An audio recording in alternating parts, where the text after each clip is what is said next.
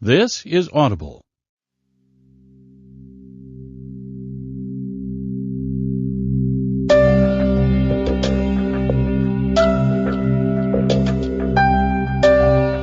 Harper Audio presents The Art of Communicating by Thich Nhat Hanh, read by Dan Warren.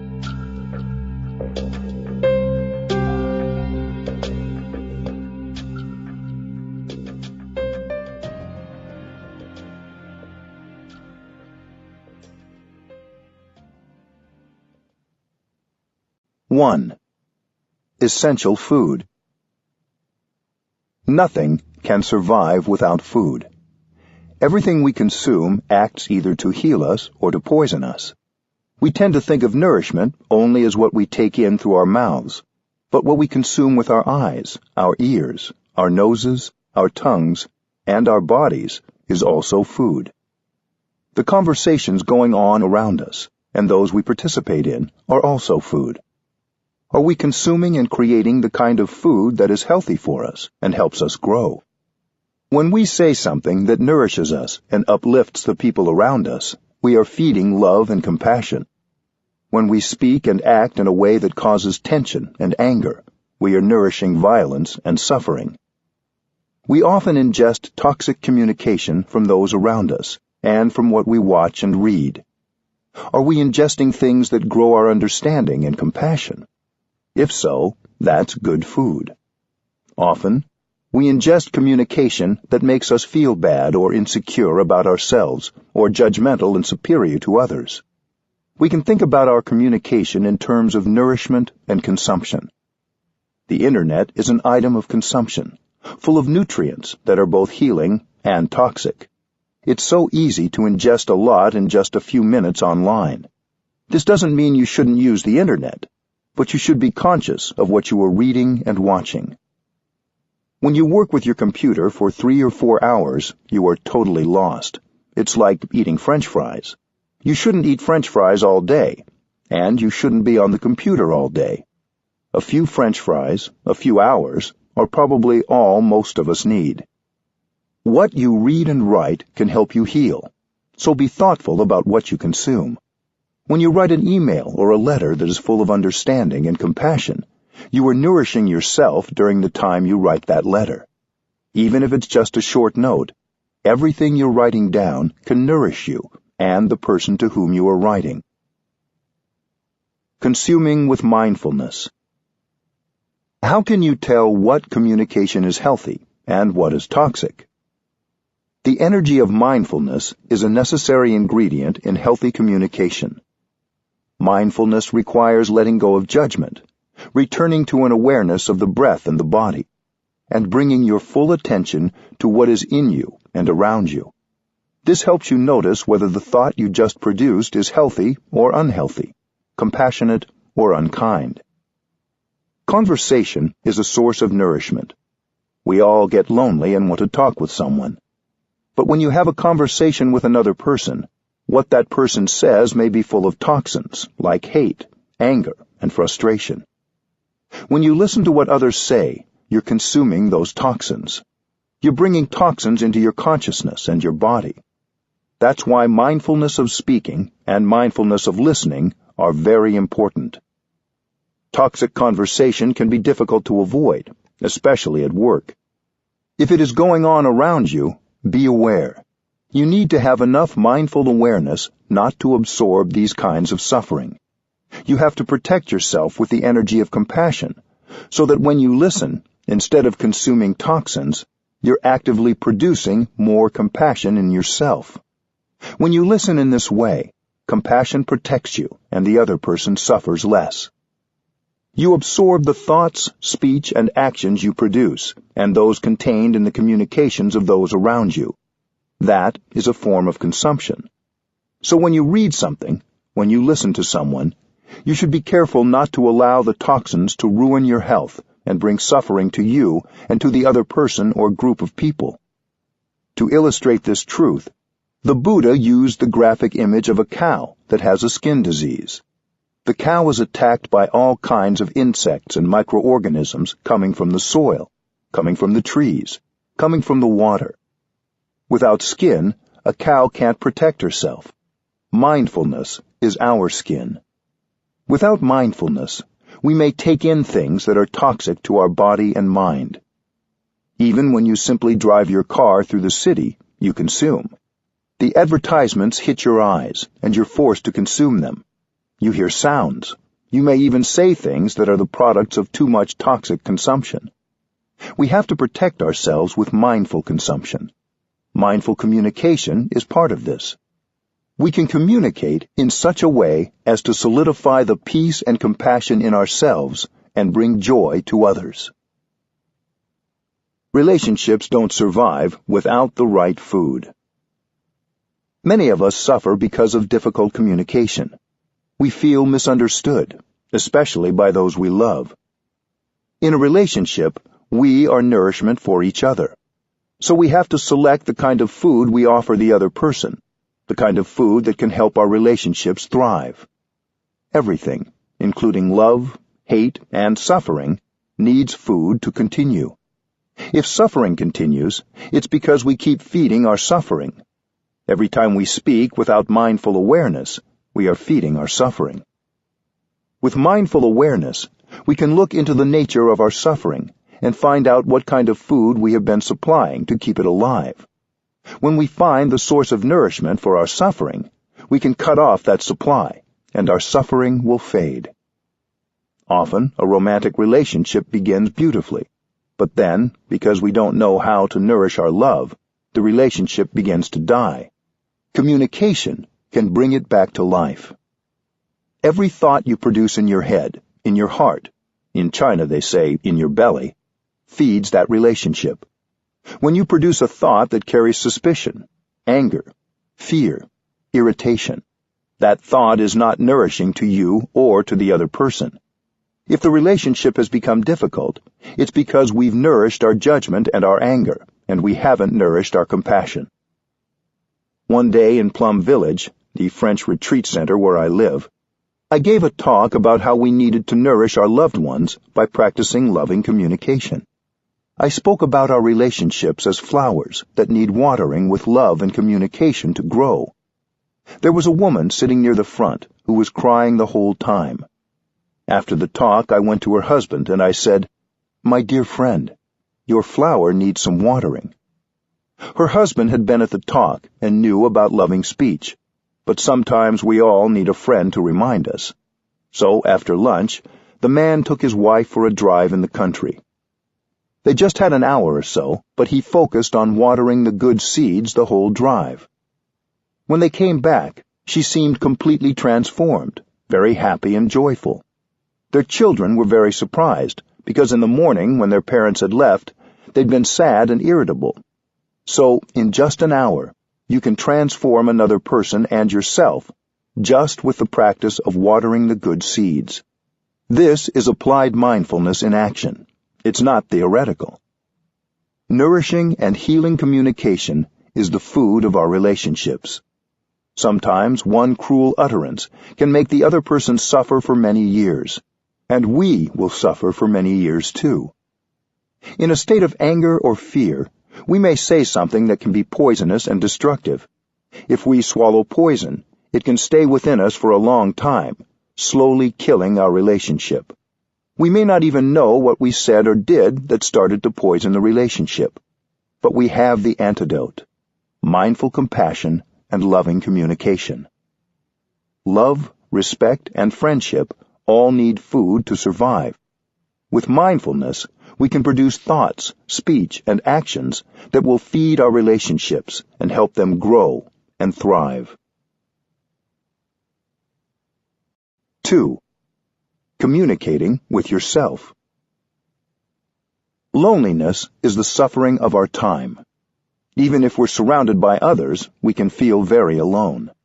We are lonely together. There's a vacuum inside us. It makes us feel uncomfortable, so we try to fill it up by connecting with other people. We believe that if we're able to connect, the feeling of loneliness will disappear. Technology supplies us with many devices to help us stay connected. But even when we're connected, we continue to feel lonely. We check our email, send text messages, and post updates several times a day. We want to share and receive. We might spend our whole day connecting, but not reduce the loneliness we feel. We all hunger for love, but we don't know how to generate love in order to feed ourselves with it. When we're empty, we use technology to try to dissipate the feeling of loneliness, but it doesn't work. We have the internet, email, video conferencing, texting and posting, apps, letters, and cell phones. We have everything. And yet it's not at all certain that we have improved our communication. Many of us have cell phones. We want to be in touch with other people, but we shouldn't put too much faith in our phones. I don't have one, but I don't feel out of touch with the world. In fact, without a mobile device, I have more time for myself and for others. You believe that having your phone helps you to communicate, but if the content of your speech is not authentic, talking or texting on a device doesn't mean you're communicating with another person. We believe too much in the technologies of communication. Behind all these instruments we have the mind, the most fundamental instrument for communication. If our minds are blocked, there is no device that will make up for our inability to communicate with ourselves or others. Connecting internally. Many of us spend a lot of time in meetings or emailing with others, and not a lot of time communicating with ourselves. The result is that we don't know what is going on within us. It may be a mess inside. How, then, can we communicate with another person? We think that with all our technological devices we can connect, but this is an illusion. In daily life, we're disconnected from ourselves. We walk, but we don't know that we're walking. We're here, but we don't know that we're here. We're alive, but we don't know that we're alive. Throughout the day, we lose ourselves. To stop and communicate with yourself is a revolutionary act. You sit down and stop that state of being lost, of not being yourself. You begin by just stopping whatever you're doing, sitting down, and connecting with yourself. This is called mindful awareness. Mindfulness is full awareness of the present moment. You don't need an iPhone or a computer. You just need to sit down and breathe in and out. In just a few seconds, you can connect with yourself. You know what is going on in your body, your feelings, your emotions, and your perceptions. Digital purpose. When you don't feel you can communicate well in person, or wonder if what you say will be hard for the other person to hear, sometimes the best way to communicate is to write a letter or an email. If you can write a letter that's full of understanding and compassion, then during the time of writing that letter, you will nourish yourself. Everything you write will be nourishing for the person you are writing to, and first of all, for you.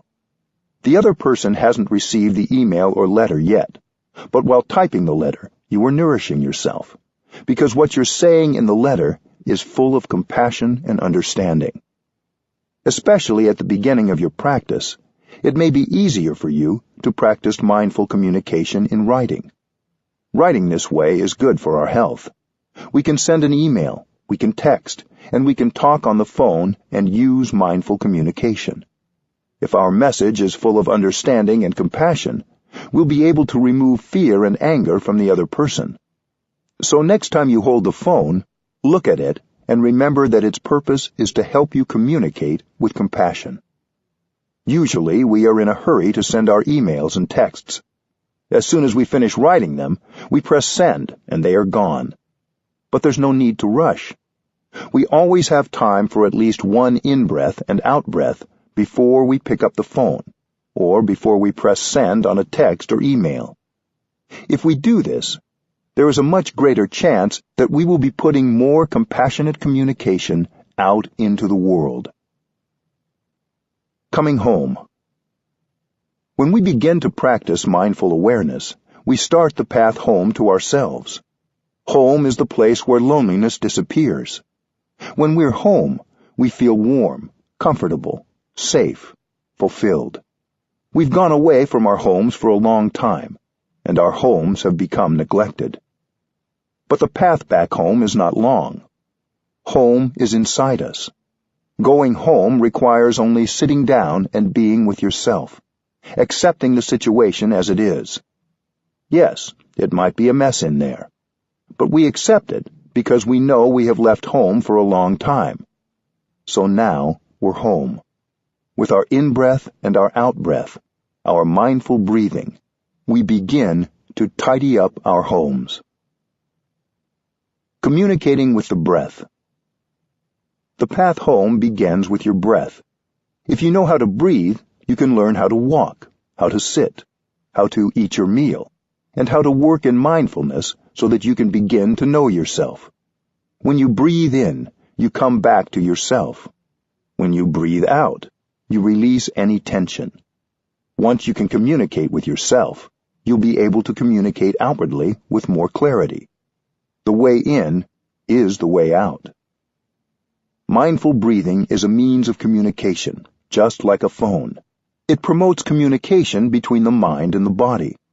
It helps us know what we're feeling. We're breathing all the time, but we rarely pay attention to our breath, unless our breathing is uncomfortable or restricted. With mindful breathing, when we breathe in, we know we're breathing in. When we breathe out, we know we're breathing out. When we breathe in, we bring our attention to our in-breath.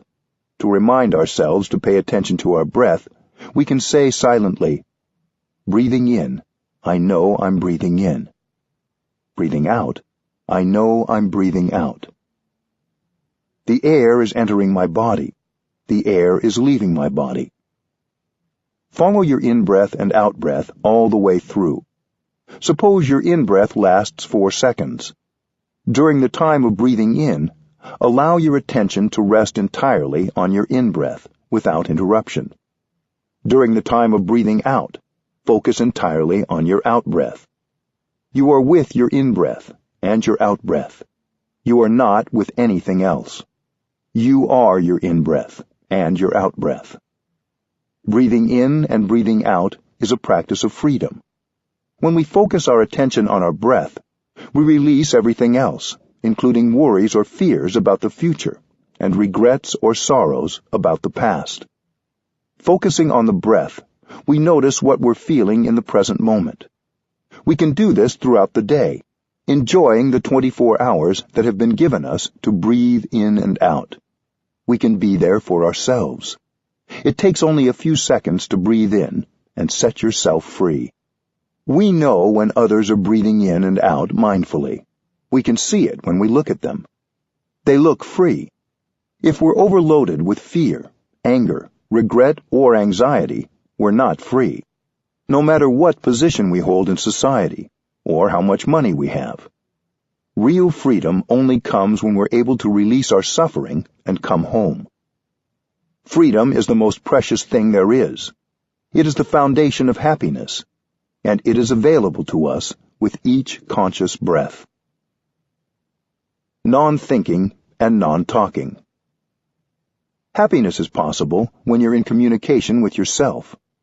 To do this, you have to leave your telephone behind. When you attend a meeting or an event, you turn off your telephone. Why? Because you want to communicate and absorb others' communication. It is the same when communicating with yourself. This kind of communication is not possible with the phone. We're used to thinking a lot and talking a lot. But to communicate with ourselves, we need to practice non-thinking and non-talking. Non-thinking is a very important practice. Of course, thinking and talking can be productive too, especially when our minds and feelings are clear. But a lot of our thinking is caught up in dwelling on the past, trying to control the future, generating misperceptions, and worrying about what others are thinking. A misperception can happen in a moment, in a flash. As soon as we have a perception, we're caught by it.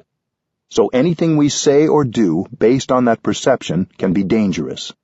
It's better not to say or do anything. That's why in the Zen tradition, they say the paths of talking and of thinking should be cut off. The path of speech is cut off because if you continue to talk, you continue to be caught in your words. Mindful breathing is a practice of non-thinking and non-talking. Without thinking and talking, there is no obstacle to get in the way of our enjoyment of the present moment. It's enjoyable to breathe in, to breathe out.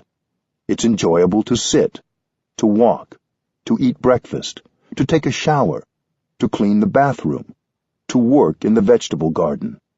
When we stop talking and thinking, and we listen mindfully to ourselves, one thing we will notice is our greater capacity and opportunities for joy.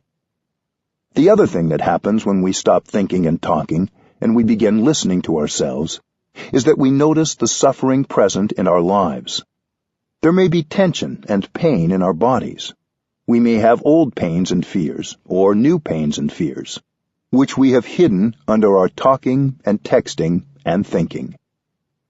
Mindfulness lets us listen to the pain, the sorrow, and the fear inside. When we see that some suffering or some pain is coming up, we don't try to run away from it. In fact, we have to go back and take care of it. We're not afraid of being overwhelmed, because we know how to breathe and how to walk so as to generate enough energy of mindfulness to recognize and take care of the suffering. If you have enough mindfulness generated by the practice of mindful breathing and walking, you're no longer afraid to be with yourself. If I am free of needing a mobile phone, it's because I carry mindfulness with me, like a guardian angel on my shoulder. The angel is always with me when I practice. It helps me be unafraid of whatever suffering or pain arises. It's much more important to keep your mindfulness with you than to keep your mobile phone. You think that you're safe when carrying your phone, but the truth is that mindfulness will do much more than a phone to protect you, to help you suffer less, and to improve your communication. Come back. The quiet of non-thinking and non-talking gives us the space to truly listen to ourselves. We don't have to try to get away from our suffering. We don't have to cover up what is unpleasant in us. In fact, we try to be there for ourselves, to understand, so that we can transform. Please do come back home and listen. If you don't communicate well with yourself, you cannot communicate well with another person. Come back again and again, and communicate lovingly with yourself. That is the practice. You have to go back to yourself and listen to the happiness you may have in this moment. Listen to the suffering in your body and in your mind, and learn how to embrace it and bring relief. Communicating with the body. As long as we have mindfulness with us, we can breathe mindfully throughout the day as we go about our daily activities. But our mindfulness will be stronger and will get more healing and communicate more successfully if we take the time to pause and sit quietly for a few moments. When a newly freed Nelson Mandela came to France for a visit, a journalist asked him what he would most like to do. He said, "Sit down and do nothing." Since his release from prison and his official entry into politics, he hadn't had any time to just enjoy sitting. We should make time to sit, even if it's for only a few minutes a day, because sitting is a pleasure. Whenever we're restless and don't know what to do, that is a good time to sit down. It's good to sit when we're peaceful, too, as a way of nurturing a habit and practice of sitting. When we stop and sit, we can begin right away to follow our in-breath and out-breath. Immediately, we can enjoy breathing in and breathing out, and everything gets a little bit better because the present moment becomes available to us. Breathe in a way that gives you pleasure. When you sit and breathe mindfully, your mind and body finally get to communicate and come together. This is a kind of miracle, because usually the mind is in one place and the body in another. The mind is caught in the details of your projects to be done today, your sorrow about the past, or your anxiety about the future. Your mind isn't anywhere near your body. When you breathe in mindfully, there is a happy reunion between body and mind. This doesn't take any fancy technique. Just by sitting and breathing mindfully, you're bringing your mind home to your body. Your body is an essential part of your home. When you spend many hours with your computer, you may forget entirely that you have a body until it's too achy, stiff, or tense for you to ignore. You need to take breaks and return to your body before it gets to that point. To bring more awareness to the connection between body and mind, you can say to yourself, breathing in, I'm aware of my body. Breathing out, I release all the tension in my body. Take yourself for a walk. Mindful walking is a wonderful way to bring together body and mind. It also allows you the additional opportunity to communicate with something outside yourself that is nourishing and healing, the earth. When you take a step with full awareness that you are taking a step on the ground and the earth, there is no distinction between body and mind. Your body is your breathing.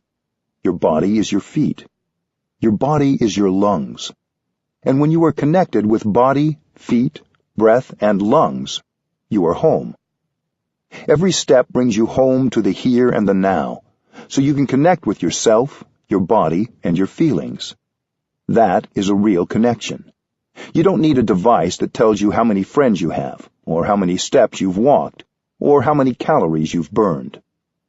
When you walk mindfully, integrate your breath with each step, and focus on your foot connecting with the ground.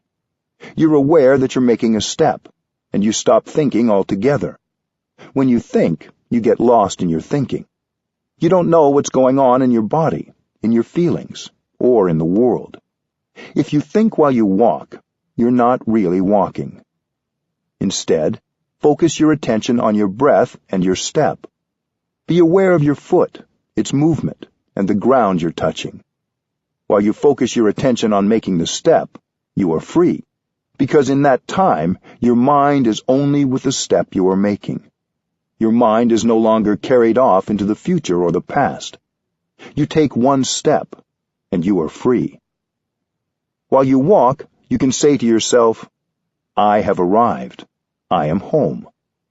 These words are not a mere declaration or an affirmation practice. They are a realization. You don't need to run anywhere. Many of us have run all our lives. Now we get to live life properly.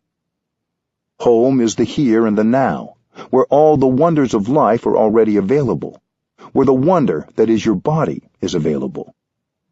You can't arrive fully in the here and the now unless you invest your whole body and mind into the present moment. If you haven't arrived 100%, stop where you are and don't take another step. Stay there and breathe until you're sure you have arrived 100%. Then you can smile a smile of victory. It's probably best to do that only when you are enjoying mindful walking alone. If you are around other people, you may create a traffic jam. You don't need an app or an outsider to tell you whether you have arrived. You will know you have arrived because you will recognize that you're comfortable being. When you walk from the parking lot to your office, go home in each step. Recover yourself and connect with yourself during every step. No matter where you're going, you can walk as a free person on this planet Earth and enjoy every step. Walking on the earth heals our alienation. Many of us live in a way that alienates us from the earth and from our own bodies. Most of us live very isolated from each other. We humans can get extremely lonely. We're separated not just from the earth and from each other, but from our own selves. We spend many hours every day forgetting we have bodies. But if we begin to practice breathing mindfully and listening to the body, we can also begin to look deeply and see that the earth is all around us. We touch the earth, and we are no longer alienated from our own bodies or from the body of the earth. We commonly think of the earth as our environment, but looking more deeply, we see that the earth is a wonderful living reality. Often, when we feel alone, we forget that we can connect directly with the earth. When we bring mindfulness to our steps, these steps can bring us back in touch with our own bodies and with the body of the earth. These steps can rescue us from our alienation. Connecting to our suffering. When we begin to breathe mindfully and listen to our bodies, We become aware of feelings of suffering that we've been ignoring. We hold these feelings in our bodies as well as our minds. Our suffering has been trying to communicate with us, to let us know it is there, but we have spent a lot of time and energy ignoring it. When we begin breathing mindfully, feelings of loneliness, sadness, fear, and anxiety may come up. When that happens, we don't need to do anything right away. We can just continue to follow our in-breath and our out-breath. We don't tell our fear to go away. We recognize it. We don't tell our anger to go away. We acknowledge it. These feelings are like a small child tugging at our sleeves. Pick them up and hold them tenderly. Acknowledging our feelings without judging them or pushing them away, embracing them with mindfulness, is an act of homecoming. The suffering of our ancestors. We know that the suffering inside us contains the suffering of our fathers, our mothers, and our ancestors. Our ancestors may not have had a chance to get in touch with the practice of mindfulness, which could help them transform their suffering. That is why they have transmitted their unresolved suffering to us. If we are able to understand that suffering and thereby transform it, we are healing our parents and our ancestors as well as ourselves. Our suffering reflects the suffering of the world. Discrimination, exploitation, poverty, and fear cause a lot of suffering in those around us. Our suffering also reflects the suffering of others. We may be motivated by the desire to do something to help relieve the suffering in the world. How can we do that without understanding the nature of suffering? If we understand our own suffering, it will become much easier for us to understand the suffering of others and of the world. We may have the intention to do something or be someone that can help the world suffer less, but unless we can listen to and acknowledge our own suffering, we will not really be able to help. Listening deeply. The amount of suffering inside us and around us can be overwhelming. Usually we don't like to be in touch with it because we believe it's unpleasant. The marketplace provides us with everything imaginable to help us run away from ourselves. We consume all these products in order to ignore and cover up the suffering in us. Even if we're not hungry, we eat. When we watch television, even if the program isn't very good, we don't have the courage to turn it off, because we know that when we turn it off, we may have to go back to ourselves and get in touch with the suffering inside. We consume not because we need to consume, but because we're afraid of encountering the suffering inside us.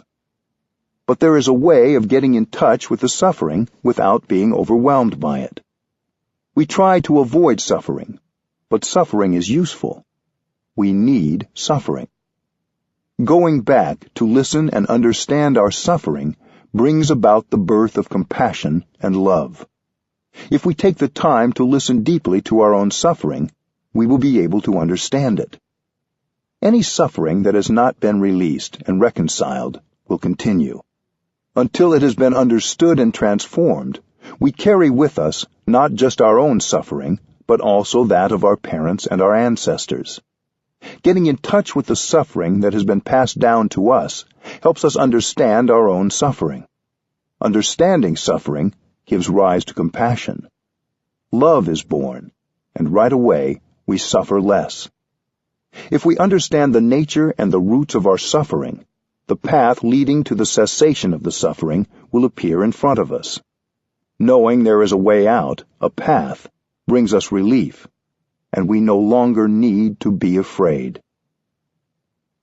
Suffering brings happiness. Understanding suffering always brings compassion. If we don't understand suffering, we don't understand happiness. If we know how to take good care of suffering, we will know how to take good care of happiness. We need suffering to grow happiness. The fact is that suffering and happiness always go together. When we understand suffering, we will understand happiness. If we know how to handle suffering, we will know how to handle happiness and produce happiness. If a lotus is to grow, it needs to be rooted in the mud. Compassion is born from understanding suffering. We all should learn to embrace our own suffering, to listen to it deeply, and to have a deep look into its nature. In doing so, we allow the energy of love and compassion to be born. When the energy of compassion is born, right away we suffer less. When we suffer less, when we have compassion for ourselves, we can more easily understand the suffering of another person and of the world. Then our communication with others will be based on the desire to understand rather than the desire to prove ourselves right or make ourselves feel better. We will have only the intention to help. Understanding our own suffering helps us understand others. I know a woman from Washington, D.C., who at one time planned to commit suicide because she couldn't see any way out of the suffering she was feeling. She had no hope. She had a very difficult relationship with her husband, and also with their 3 children.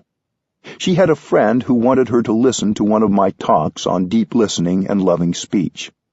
She refused because she was Catholic, and she thought that listening to a Buddhist teaching meant she wasn't being true to her faith.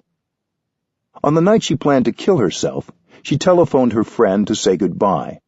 Her friend said, "Before you kill yourself, come say goodbye to me. Take a taxi." She came, and when she got there, her friend asked her, as a favor, to listen to the tape before she killed herself. Reluctantly, she said, "All right, before dying, I'll satisfy your wish." After listening to the tape, she was curious and decided to go to a mindfulness retreat. At the retreat, she began to really listen to her own suffering. Before that, she had thought the only way to end her suffering was to kill herself. It was too painful to listen. But she learned how to stay with her breath so she could be with her suffering. She found that she had created a lot of wrong perceptions and had nurtured a lot of anger.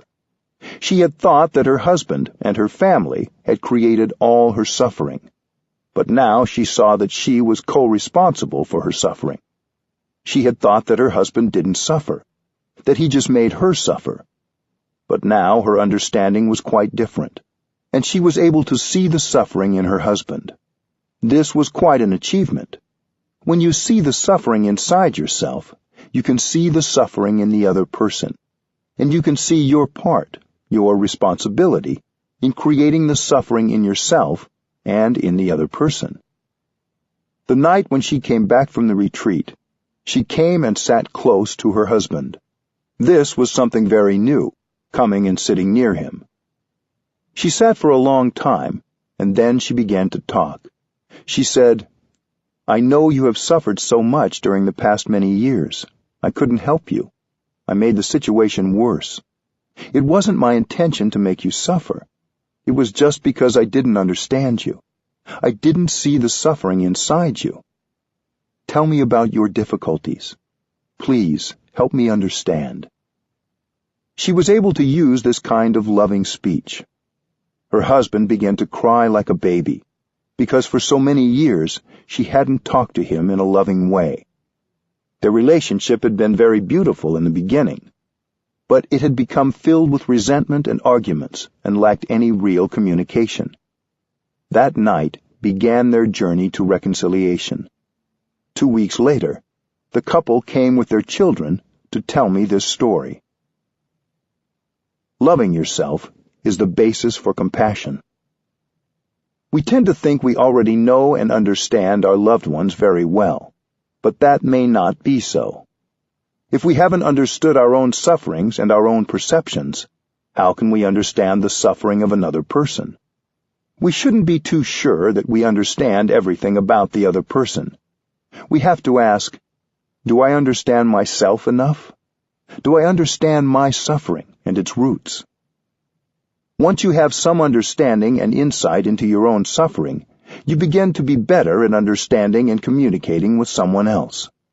If you can't accept yourself, if you hate yourself and get angry with yourself, how can you love another person and communicate love to him or her? Self-understanding is crucial for understanding another person. Self-love is crucial for loving others. When you've understood your suffering, you suffer less, and you are capable of understanding another person's suffering much more easily. When you can recognize the suffering in the other person and see how that suffering came about, compassion arises. You no longer have the desire to punish or blame the other person.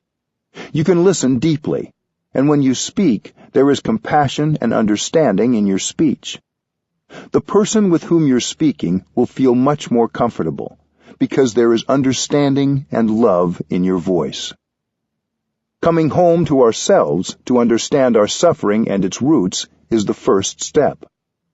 Once we understand our suffering and how it came about, we're in a position to communicate with others in such a way that they also suffer less. Our relationships depend on the capacity of each of us to understand our own difficulties and aspirations and those of others. When you can truly come home to yourself and listen to yourself, you can profit from every moment given you to live. You can enjoy every moment.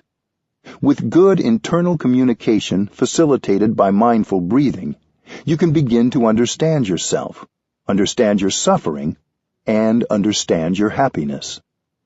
Knowing how to handle suffering, you know at the same time how to produce happiness. And if you're truly happy, we all profit from your happiness. We need happy people in this world. 3. The keys to communicating with others. As you connect with yourself, you begin connecting more deeply with other people. Without the first step, the second step isn't possible. Don't neglect to reserve some time alone each day for communicating with yourself. All of us still have misperceptions and suffering. When we communicate with others, we should be aware that the suffering we have yet to heal and our perceptions are also there. If we can be aware of our in-breath and our out-breath, we will remember that the one goal of compassionate communication is to help others suffer less. If we remember this, we've already succeeded. We're already contributing to more joy and less suffering. Saying hello. It's helpful to remember at the beginning of every communication with another person that there is a Buddha inside each of us. The Buddha is just a name for the most understanding and compassionate person it's possible to be. You may call it something else if you wish, like wisdom or God. We can breathe, smile, and walk in such a way that this person in us has a chance to manifest. Where I live in Plum Village, every time you meet someone on your way somewhere, you join your palms and bow to him or to her with respect, because you know that there is a Buddha inside that person. Even if that person isn't looking or acting like a Buddha, the capacity for love and compassion is in him or her. If you know how to bow with respect and freshness, you can help the Buddha in him or her to come out. To join your palms and bow like this isn't mere ritual. It's a practice of awakening. While you bring your hands up and put your palms together, breathe in and out mindfully. Your two hands form a flower, a lotus bud. If you do this with genuine intention, you will likely be able to see the possibilities in the other person. As you breathe, you may want to say silently, "A lotus for you, a Buddha to be." When you join your palms, there should be concentration in you, so you're not just going through the motions. The lotus flower of your hands is an offering to the person in front of you. When you bow, you recognize the beauty in the other person. In many Asian countries, when we meet each other, we don't shake hands like in the West. We just join our palms and bow. About 160 years ago, the French came to Vietnam, and they taught us how to shake hands. In the beginning, we thought it was funny to shake hands like that, but we learned quite quickly. Now everyone knows how to shake hands, but we still like to join our palms and bow, especially in the temple. It may not be appropriate in your life or workplace for you to join your palms to everyone you see, but you can still look them in the eye. As you smile or say hello or shake hands, In your mind, you can still be offering them a lotus flower, a reminder of the Buddha nature in both of you. The 2 keys to compassionate communication. We communicate to be understood and to understand others. If we're talking and no one is listening, maybe not even our own selves, we're not communicating effectively. There are 2 keys to effective and true communication. The first is deep listening. The second is loving speech. Deep listening and loving speech are the best instruments I know for establishing and restoring communication with others and relieving suffering. We all want to be understood. When we interact with another person, particularly if we haven't practiced mindfulness of our own suffering and listened well to our own selves, we're anxious for others to understand us right away. We want to begin by expressing ourselves. But talking first like that doesn't usually work. Deep listening needs to come first. Practicing mindfulness of suffering, recognizing and embracing the suffering in oneself and in the other person, will give rise to the understanding necessary for good communication. When we listen to someone with the intention of helping that person suffer less, this is deep listening. When we listen with compassion, we don't get caught in judgment. A judgment may form, but we don't hold on to it. Deep listening has the power to help us create a moment of joy, a moment of happiness, and to help us handle a painful emotion. Now is the time to listen only. Deep listening is a wonderful practice. If you can listen for 30 minutes with compassion, you can help the other person suffer much less. If you don't practice mindfulness of compassion, you can't listen long. Mindfulness of compassion means you listen with only one intention, to help the other person suffer less. Your intention may be sincere, but if you haven't first practiced listening to yourself, and you don't practice mindfulness of compassion, you may rather quickly lose your ability to listen. The other person may say things that are full of wrong perceptions, bitterness, accusation, and blaming. If we don't practice mindfulness, their words will set off irritation, judgment, and anger in us, and we will lose our capacity to listen compassionately. When irritation or anger arises, we lose our capacity to listen. That's why we have to practice, so that during the whole time of listening, compassion can remain in our hearts. If we can keep our compassion alive, the seeds of anger and judgment in our hearts will not be watered and spring up. We have to train ourselves first, so we're able to listen to the other person. It is okay if you're not ready to listen at a certain moment. If the quality of your listening is not good enough, it's better to pause and continue another day. Don't push yourself too hard. Practice mindful breathing and mindful walking until you're ready to really listen to the other person. You can say, "I want to listen to you when I'm at my best. Would it be all right if we continued tomorrow?" Then, when we are ready to listen deeply, we can listen without interrupting. If we try to interrupt or correct the other person, we will transform the session into a debate, and it will ruin everything. After we have deeply listened and allowed the other person to express everything in his heart, we'll have a chance later on to give him a little of the information he needs to correct his perception. But not now. Now we just listen, even if the person says things that are wrong. It's the practice of mindfulness of compassion that keeps us listening deeply. You have to take the time to look and see the suffering in the other person. You must be prepared. Deep listening has only one purpose: to help others suffer less.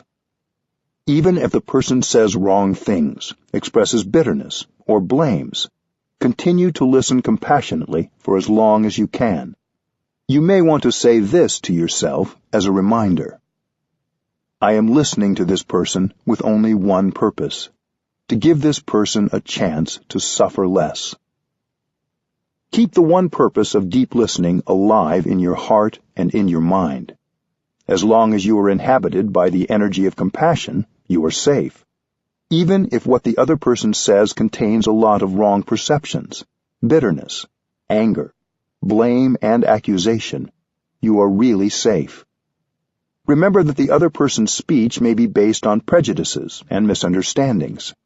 You will have a chance later to offer some information so that he or she can correct his or her perception. But not now. Now is the time only to listen. If you can keep your mindfulness of compassion alive for even 30 minutes, you are inhabited by the energy of compassion, and you are safe. As long as compassion is present, you can listen with equanimity. You know that the other person is suffering. When we don't know how to handle the suffering inside us, we continue to suffer, and we make people around us suffer. When other people don't know how to handle their suffering, they become its victim. If you imbibe their judgment, fear, and anger, you become its second victim.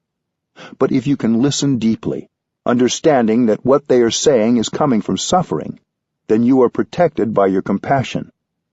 You only want to help them suffer less. You don't blame or judge them anymore. Love is born from understanding. Listening deeply and compassionately, you begin to understand the other person more fully, and love is nourished.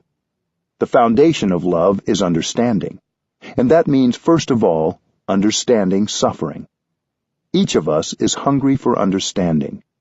If you really want to love someone and make him or her happy, you have to understand that person's suffering.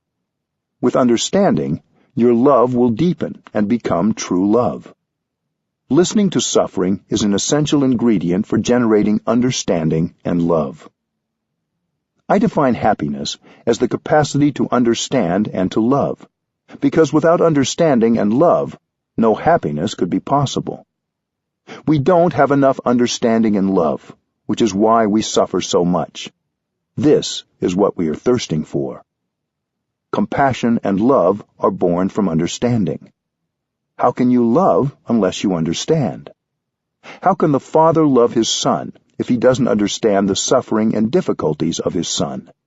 How can someone make his beloved happy without knowing anything about that person's suffering and difficulties? Do I understand you enough? If you want to make someone happy, you should ask yourself the question, do I understand him enough? Do I understand her enough? Many people are reluctant to talk because they fear that what they say will be misunderstood. There are people who suffer so much, they're not capable of telling us about the suffering inside. And we have the impression that nothing is wrong, until it's too late. Waiting has serious consequences. People may isolate themselves. They may suddenly end a friendship or relationship, or they may even commit suicide. Something had been bothering that person for a long time, but he or she pretended that everything was okay. Maybe fear or pride gets in the way. Listening and looking with mindfulness and concentration, we may discover that there's a block of suffering in that person. We see that she has suffered so much and doesn't know how to handle the suffering inside. So she continues to suffer and make other people suffer too.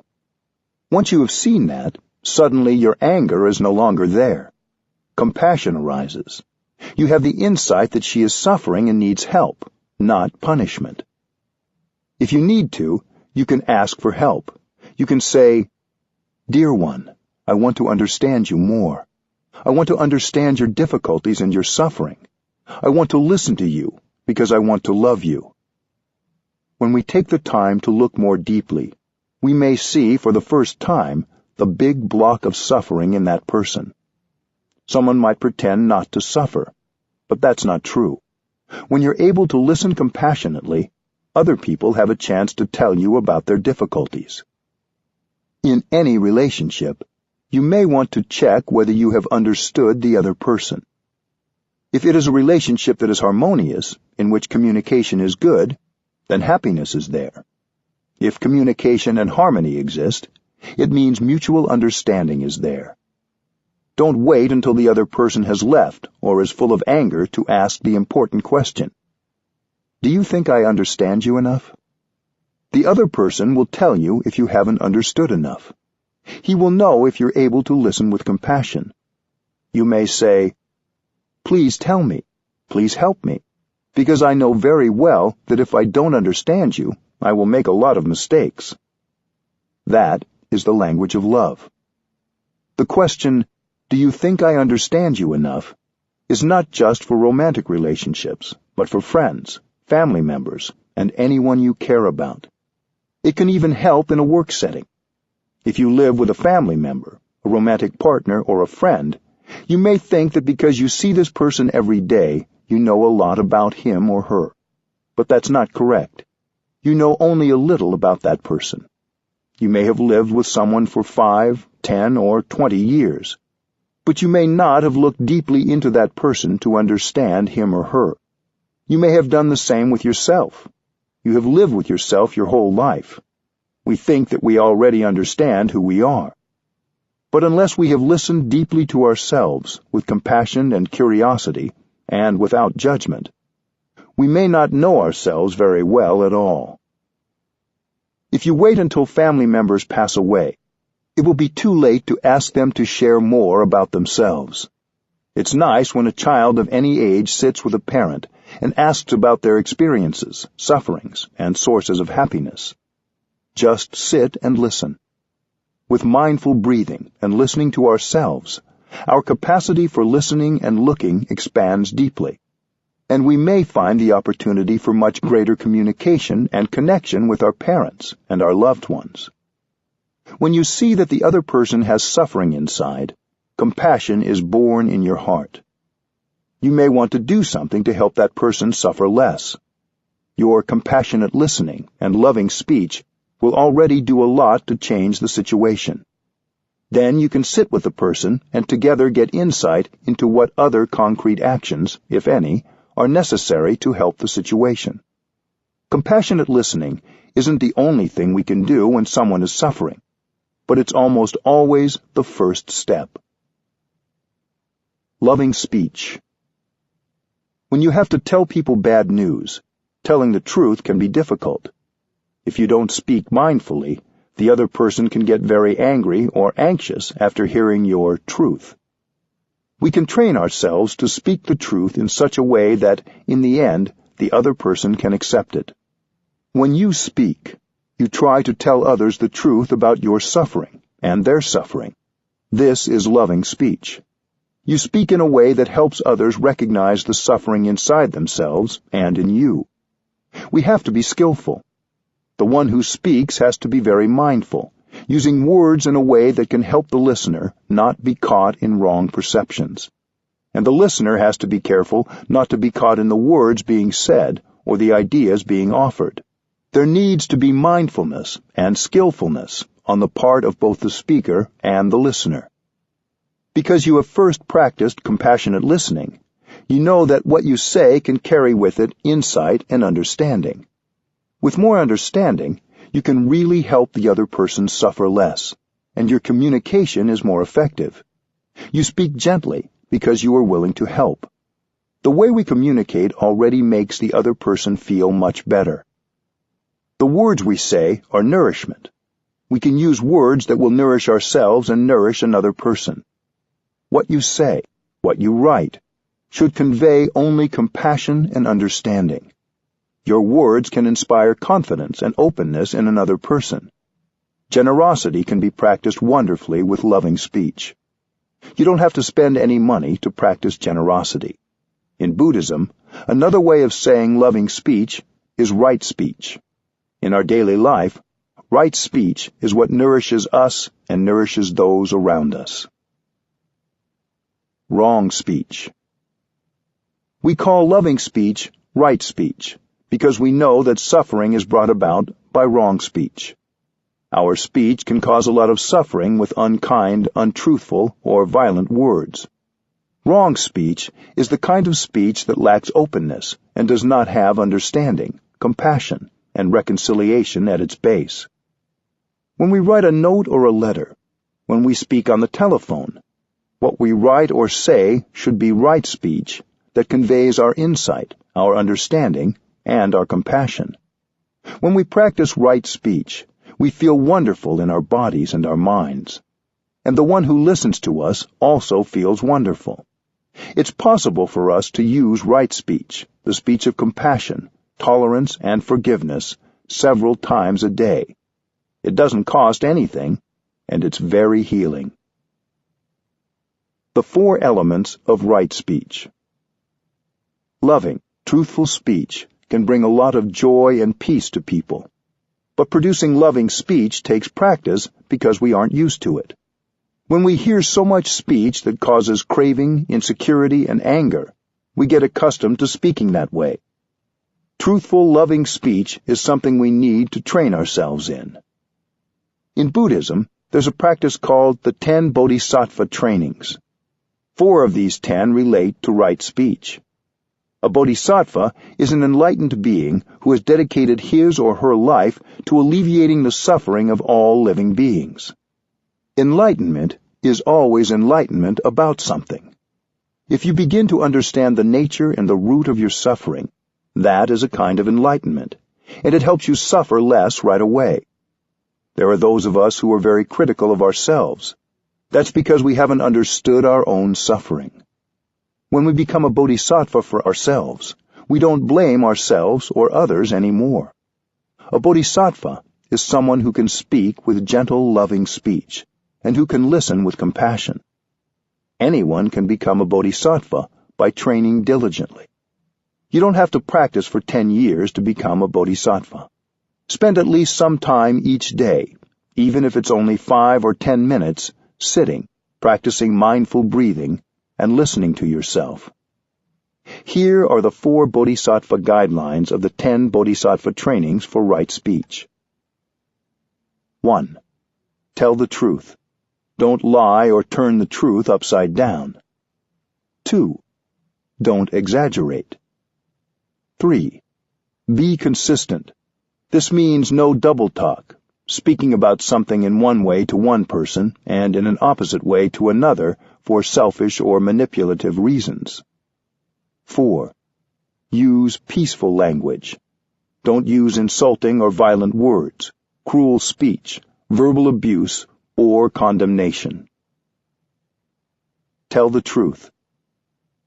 The first element of right speech is to tell the truth. We don't lie. We try not to say untruthful things. If we think the truth is too shocking, we find a skillful and loving way to tell the truth. But we have to respect the truth. There are those who verbally abuse people and make them suffer, and then say, "I'm only telling the truth." But they tell the truth in a violent and attacking way. Sometimes it can even cause the other person to feel great suffering. When you tell the truth, sometimes the result isn't what you wanted. You need to look deep into the mind of the other person to see how you can tell the truth in such a way that others don't feel threatened, so they can listen. You try to tell the truth in a loving and protective way. It's important to remember that what you think is the truth could be your own incomplete or erroneous perception. You think it's the truth, but your perception may be partial. It may be blocked by something. Lying is dangerous, because one day the other person may find out the truth. That could be a catastrophe. So if we don't want to lie, and we don't want to trigger a hurt, we have to be mindful of our words and find a skillful means to tell the truth. There are many ways to tell the truth. It's an art. The truth is a solid base for a long-lasting relationship. If you don't build your relationship on the truth, sooner or later it will crumble. We have to find the best way to tell the truth so that the other person can receive it easily. Sometimes, even the most skillful words can cause pain. That is okay. Pain can heal. If your words are spoken with compassion and understanding, the pain will heal more quickly. Suffering can be beneficial. There can be goodness in suffering, but we don't want to make the other person suffer needlessly. We can minimize the shock and the pain. We try to convey the truth in such a way that other people can hear us without suffering too much. The important thing is that they feel safe. They may not get it, or it may take time for them to get it. They may continue to have a different perception than ours. Sometimes you can begin by telling another story, the story of someone else whose situation is similar to the person you are speaking to, so that he or she can get accustomed to the idea. It's easier to listen to the story of another person. You can say, "What do you think? Would it be good for the other person to hear the truth or not?" Usually people say, "Yes, it's good to hear the truth." Sometimes the person you are speaking to will come to the conclusion independently and learn from the case of the other person. It takes a lot of practice to tell the truth in a way that the other person can hear. Don't exaggerate. The second part of right speech is to refrain from inventing and exaggerating. You want to speak about some little thing, but you exaggerate and make it very big. For example, someone has made a mistake, but you exaggerate as though it's something many times worse. Sometimes when we're speaking to ourselves, we make something seem very tragic to justify and even feed anger. There may be some truth in what you want to say, but you exaggerate what the other person has done, so you paint a wrong image of the other. This may seem harmless, but it takes you away from the truth and takes away the trust in a relationship. Be consistent. The third kind of incorrect speech is what we call in Vietnamese forked tongue or double tongue. It means you say something to one person, but when speaking about the same matter to another person, you say something different, as a way of gaining some advantage. You speak about the same situation, but in conflicting ways. This causes division and can make a person or group think badly about the other person or group when there's no basis for it. This can cause a lot of suffering on both sides, and might even cause them to become enemies. Right speech requires being true to your word, and not changing the content for your own advantage or to portray yourself in a better light. Use peaceful language. The fourth aspect of right speech is to refrain from speech that's violent, condemning, abusive, humiliating, accusing, or judgmental. The 4 criteria. In the time of the Buddha, people were caught by mental constructions and interpreted the teachings in ways that were not intended by the teacher. The Buddha and his students came up with 4 criteria that should be contained in any teaching. These 4 criteria are helpful today in evaluating whether we and others are using right speech and speaking the truth effectively. The 4 criteria are: 1. We have to speak the language of the world. 2. We may speak differently to different people in a way that reflects how they think and their ability to receive the teaching. 3. We give the right teaching according to person, time, and place, just as a doctor prescribes the right medicine. 4. We teach in a way that reflects the absolute truth.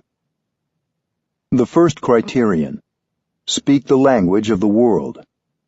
The first criterion is to understand the worldly way of seeing things, the worldly view. Sometimes we have to use the kind of language that people speak and the way they view things. If you don't use the language of the world, most people won't understand what you mean, and you can communicate only with people who already think like you. This doesn't mean you have to learn Vietnamese and Arabic, but rather that you have to speak in terms that people can understand, based on their daily experience of life.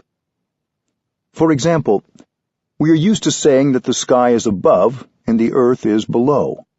When we sit here, we say that what's above us is up and what's below us is down.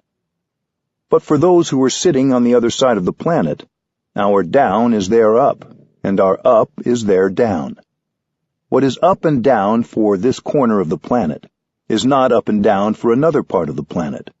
So, up and down is a truth, but it's a relative truth. We can use it as part of our common language to communicate with each other, without needing to have an extended discussion of up and down each time we talk. The second criterion: speak according to the understanding of the person listening. The second criterion says that we may have to speak to each person differently. This doesn't contradict the element of right speech that says not to speak with a forked tongue, doublespeak. We need to keep the truthful content the same, while being aware of the perspective and understanding of the person we're speaking to, so others have an opportunity to really hear what's being said. With one person, you speak one way. With another person, you have to speak a different way. You have to look deeply at the person to see how he or she perceives, and speak in a way that takes that into account, so others can understand what you say. If someone's understanding is profound, you speak in a way that takes that into consideration. One day, someone asked the Buddha, "When that person passes away, which heaven do you think he will go to?" The Buddha answered that he might be born into this or that heavenly realm. Later, another person asked the Buddha, "When that person dies, where will he go?" The Buddha answered, "He will not go anywhere." Someone standing nearby asked the Buddha why he had given the two people two different answers. The Buddha replied that it depends on the person who asks. He said, "I have to speak according to the mind of the person who listens, and the ability of that person to receive what I share." There's a story of someone who gave a woman a pot of milk in the morning. At the end of the day, he came to get it back. During the day, the milk had turned into butter and cheese. The man said, "But I gave you milk, and you gave me back butter and cheese. So, is milk the same or different from the butter? It's not the same, but it's not different either." To those with more profound understanding, you have to give a deeper answer, reflecting that nothing is permanent and everything is constantly changing. So the teaching you give and the way you speak depends on the degree of wisdom of the receiver and that person's ability to understand what you say. You speak according to the background and the abilities of the person you're speaking to. The third criterion: prescribe the right medicine for the disease. The third criterion is to prescribe the right medicine for the disease. If you give someone the wrong medicine, that person could die. So to each you give a particular medicine. When you have attachment, craving, or despair, remember that you are your own teacher. You can listen to these strong emotions and communicate back the healing you need. Don't think that if you hear or read something that inspires you, you should then repeat it word for word. Think of how to make these truths you heard resonate with your own. Similarly, you also have to know the mind and the background of the person you're speaking to. If you were to give another person exactly the teaching you heard, it might not be the appropriate teaching for that person. You have to adapt what you say to the other's background. But what you say must also reflect the true teaching, so you use worldly language, but not just any worldly language. Your language has to be appropriate to the situation, while not straying from the truth. Think about how we talk to children about death or violence in the world. Do we tell them the truth in a different way than we would an adult? One time, when I was visiting a museum, I entered a room containing a mummified human body. A little girl was there looking at the dead person. After we both had stood there looking together for a while, with fear in her eyes, she asked me something like, "Am I going to be lying dead on a table one day?" I breathed in and out, and gave her the only answer that was appropriate for that situation. No. I hope that someday a wise parent or friend will be able to talk with her about the impermanence of all things, including our bodies, and the deep teaching of the Buddha that nothing ever ceases to exist altogether. Nothing goes from being existent to being non-existent. But this was not the time or place for her to be told all that. So I gave her the best answer available under the circumstances, which was no. Even with adults, we can vary what we say depending on how fragile we think they might be about a certain subject. We want to share information in a way that people can integrate and use later, even if not right away. This isn't lying. It's telling the truth in a skillful way. There was a man belonging to the Jain tradition who asked the Buddha whether human beings have a self. The Buddha could have answered that there is no self, but he kept silent. Then the Jain man asked, "Then do we have no self?" The Buddha still kept silent. Later, Ananda asked the Buddha, "Why didn't you say there is no self?" The Buddha said, "I know that he is caught in his view. If I were to say that there is no self, he would be lost and he would suffer a lot. So, although no self is correct according to our teaching, it was better to keep silent." The fourth criterion: reflect the absolute truth. The fourth criterion is the absolute truth, the most profound view of things, and it may be found in sentences such as, "There is no separate self," or "There is no such thing as birth and death." The absolute truth is correct. It is the closest thing to a description of the ultimate reality, but it can make people feel lost if they haven't had a spiritual teacher who could skillfully convey its depths to them in a way they could take in. So whenever we need to say something we know will be difficult for others to hear, we have to be humble and try to look more and more deeply to discover in what way we can talk about these things. There are some absolute truths, such as that of no birth and no death, that are very difficult to grasp in our everyday way of thinking and everyday lives. But then if we are shown something simple, such as a cloud, we can grasp very easily that the cloud isn't born and it doesn't die. It simply changes form. We may think of these absolute truths as abstract, but they are visible all around us in the natural world if we look deeply or have a teacher or companion with whom we can talk about what we see. If you use these four criteria, you will not be confused when you are reading or listening to something.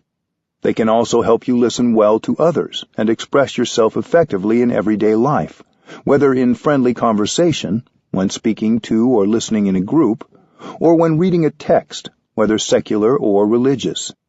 You will have a deep understanding of what is the truth in any given situation and how best to respond. This training isn't just about how we speak, but also goes along with how we listen. So the focus is what happens not only with the mind and tongue, but also with the ear. When we listen more deeply and see more clearly, compassion arises, and we use mindful speech that reflects our sincere and caring intentions. Instead of speaking cruelly, we begin to listen with compassion. When we have the ability to listen with compassion to the suffering of the other person, we will benefit as well. Our compassion makes us happy and peaceful. When we listen with compassion, we can understand things that we wouldn't be able to understand if we were full of anger. Listening deeply is a kind of looking deeply. You look not with your eyes, but with your ears. When you look with your eyes, you can see the suffering. When you look with your ears, you can hear the vibration of that person's words. In Vietnamese, the Bodhisattva Avalokiteshvara is called Quan the Am, in Chinese, Kuan Yin. Quan means to contemplate deeply. The means world, and Am means sound. Quan the Am listens to all the sounds, all the suffering of the world. When you listen like that, compassion is born in you, and you can have peace. Please listen with great compassion. Even when you're sad because of bad news, your compassion will soothe your agitation and make you more peaceful. Help people understand. On my last trip to India, I was invited to be the guest editor for one day at the Times of India, the largest daily paper in India. It was during the Gandhi commemoration days in October 2008. One day I was sitting with the regular editors in a meeting when news came in of a terrorist attack in Mumbai, near the Pakistan border, in which a lot of people had been killed. The editors asked me, "If you were a journalist in our time, how would you report when there is so much bad news and so little good news? How should we be as journalists?" It's a difficult question. Reporters have to report the news. But if journalists are writing only from the place of shock, fear, or outrage, they will report it in a way that waters the fear and anger of the reader, possibly creating more violence. So what can we do when we receive such news? I didn't answer right away. I went back to my in-breath and out-breath, and I kept silent for a time, and they kept silent too. Then I said, "You have to tell the truth, but you have to report it in such a way that we don't water the seeds of fear, anger, and vengeance in people. So you have to sit as a practitioner and look deeply and ask, why would someone do violence to innocent people? When you've looked deeply, you will see that those who do violence have a wrong perception of the situation. They're so sure their perception is the truth, and they may think that if they also die in the explosion, they will go directly to heaven to join God. Everybody wants to live. Nobody wants to die. But they may think that by killing others and dying themselves, they are doing the work of God. They think that those on the other side are the enemies of God. You can see that that is wrong thinking, and so you have great compassion for them. For whoever has such a view, life is very dark, and he suffers a lot. There are many wrong perceptions everywhere. So long as those wrong perceptions persist, the number of terrorists will only increase. It will be very difficult to find and control them all. If one terrorist group is violently destroyed, another will emerge. It's endless. So I told the editors, when you report on terrorist acts, use your compassion and deep understanding. Explain the story in such a way that the reader doesn't become enraged and perhaps become another terrorist. We can tell the truth, but we must help people understand. When people understand, their anger will lessen. They don't lose hope. They know what to do and what not to do, what to consume and what not to consume, in order not to continue this kind of suffering. So my message that morning was that we should reflect and discuss events in a way that will not increase the despair and the anger in people. Instead, we can help them to understand why things happen, so their insight and compassion increase. We can make a big difference with the practice of looking deeply. The solution isn't to hide the truth. Using right speech in daily life. The 4 trainings in right speech remind us every day to use words that express non-discrimination, forgiveness, understanding, support, and love. It's very liberating to be able to say or write something using compassionate speech. Speaking in this way is as healing for the speaker as it is for the person being spoken to.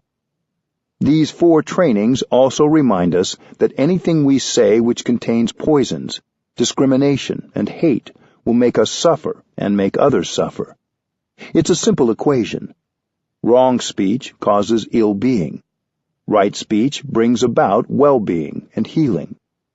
Every day we can say something that has the capacity to heal and help people. A grown-up can do this. A child can do this. A business person, a politician, or a teacher can do this. We don't need to wait for a special moment. We can stop what we're doing right now and send an email that contains right speech. And we can relieve the suffering inside us and the suffering in others right away. 4. The 6 mantras of loving speech. When we have the impression that we're all alone and nobody supports us, we can remember that it's only a perception. It's not accurate. Think of a tree standing outside right now. The tree is supporting us with beauty, freshness, and oxygen for us to breathe. That kind of support is also a kind of love. The fresh air outside, the plants that feed us, and the water that flows over our hands from the tap all support us. There are many ways that people can support us and love us without actually saying, "I love you." You may know people who have never said, "I love you," but you know they love you. When I was ordained as a novice monk, I had a teacher who I knew loved me deeply, but he never said, "I love you." That is the traditional way. If one pronounced the words, "I love you," it seemed that some of the sacredness was lost.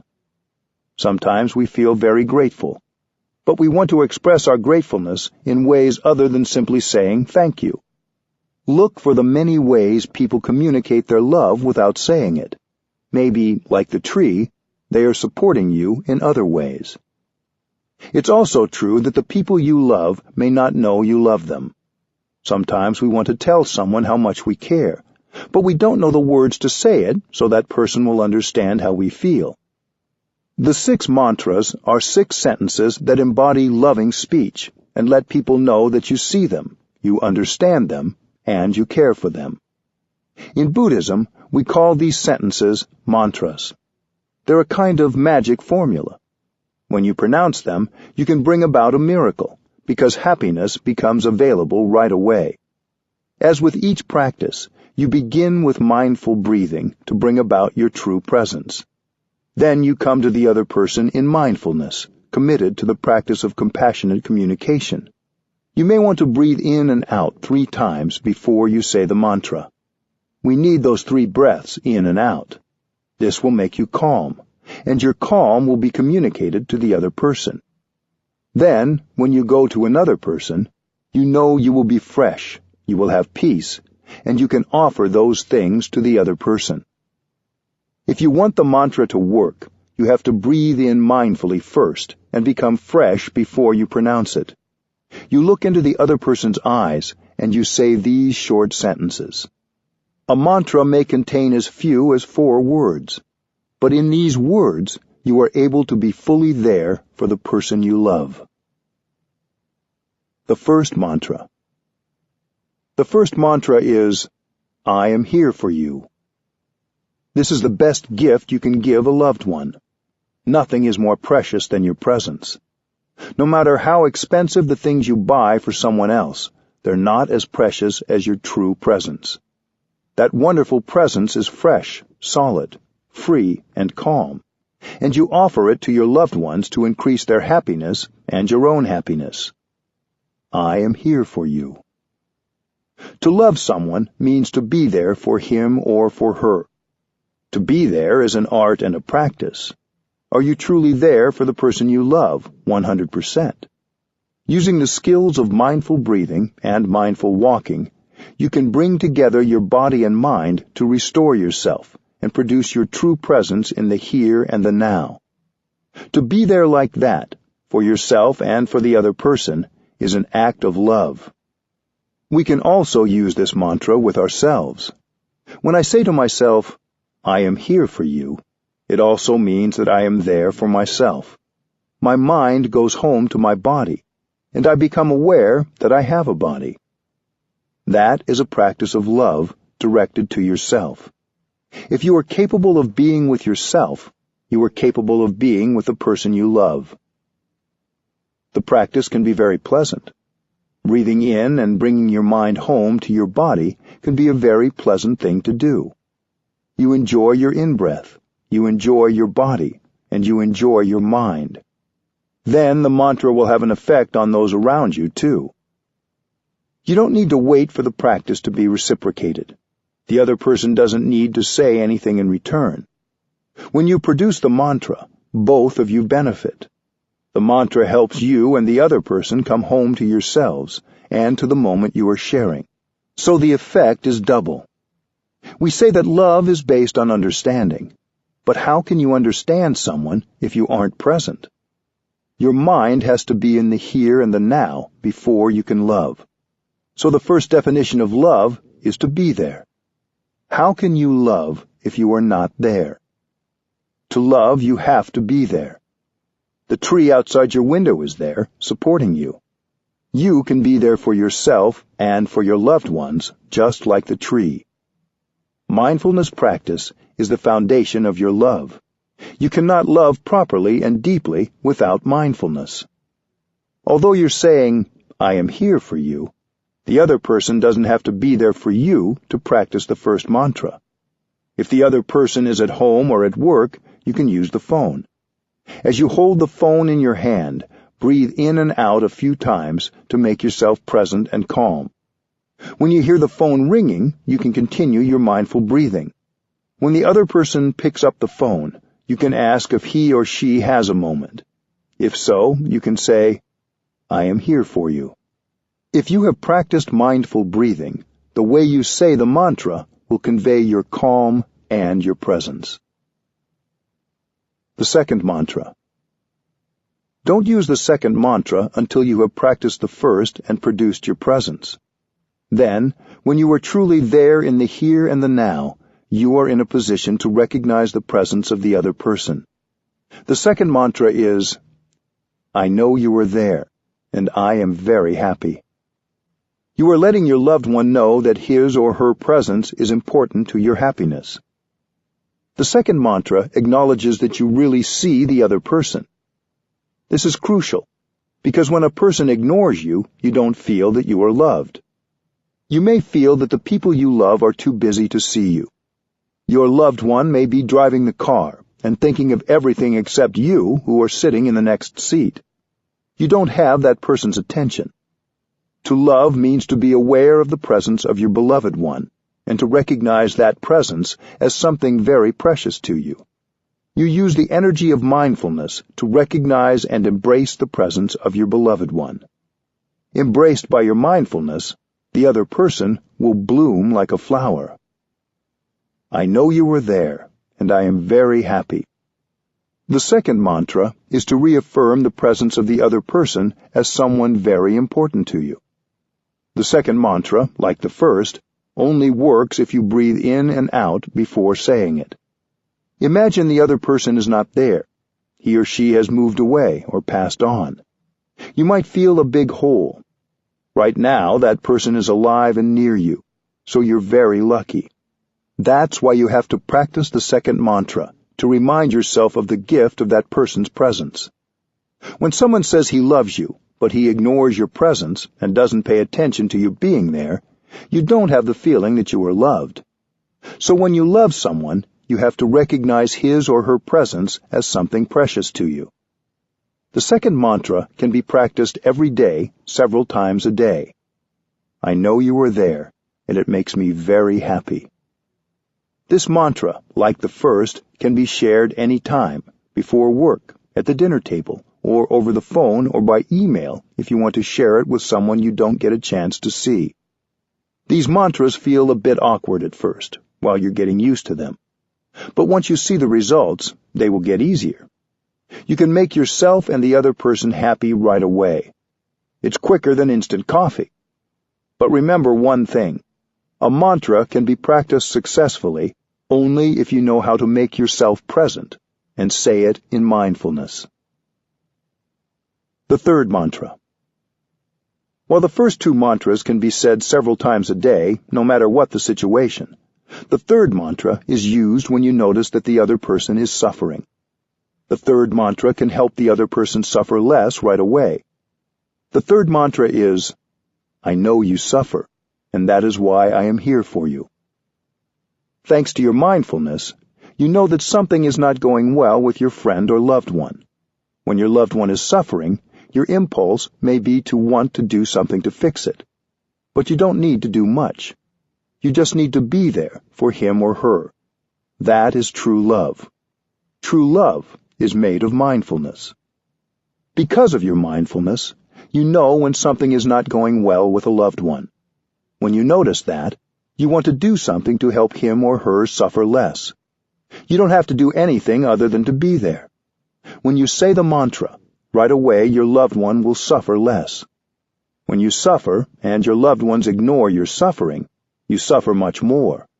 But if the other person is aware of your suffering and offers his presence to you during those difficult moments, you suffer less right away. It doesn't take much time to bring relief. So please use this mantra in your relationship to help the other person suffer less. The fourth mantra.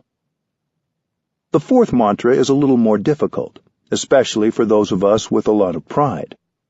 You use the fourth mantra when you suffer and you believe that the other person has caused your suffering.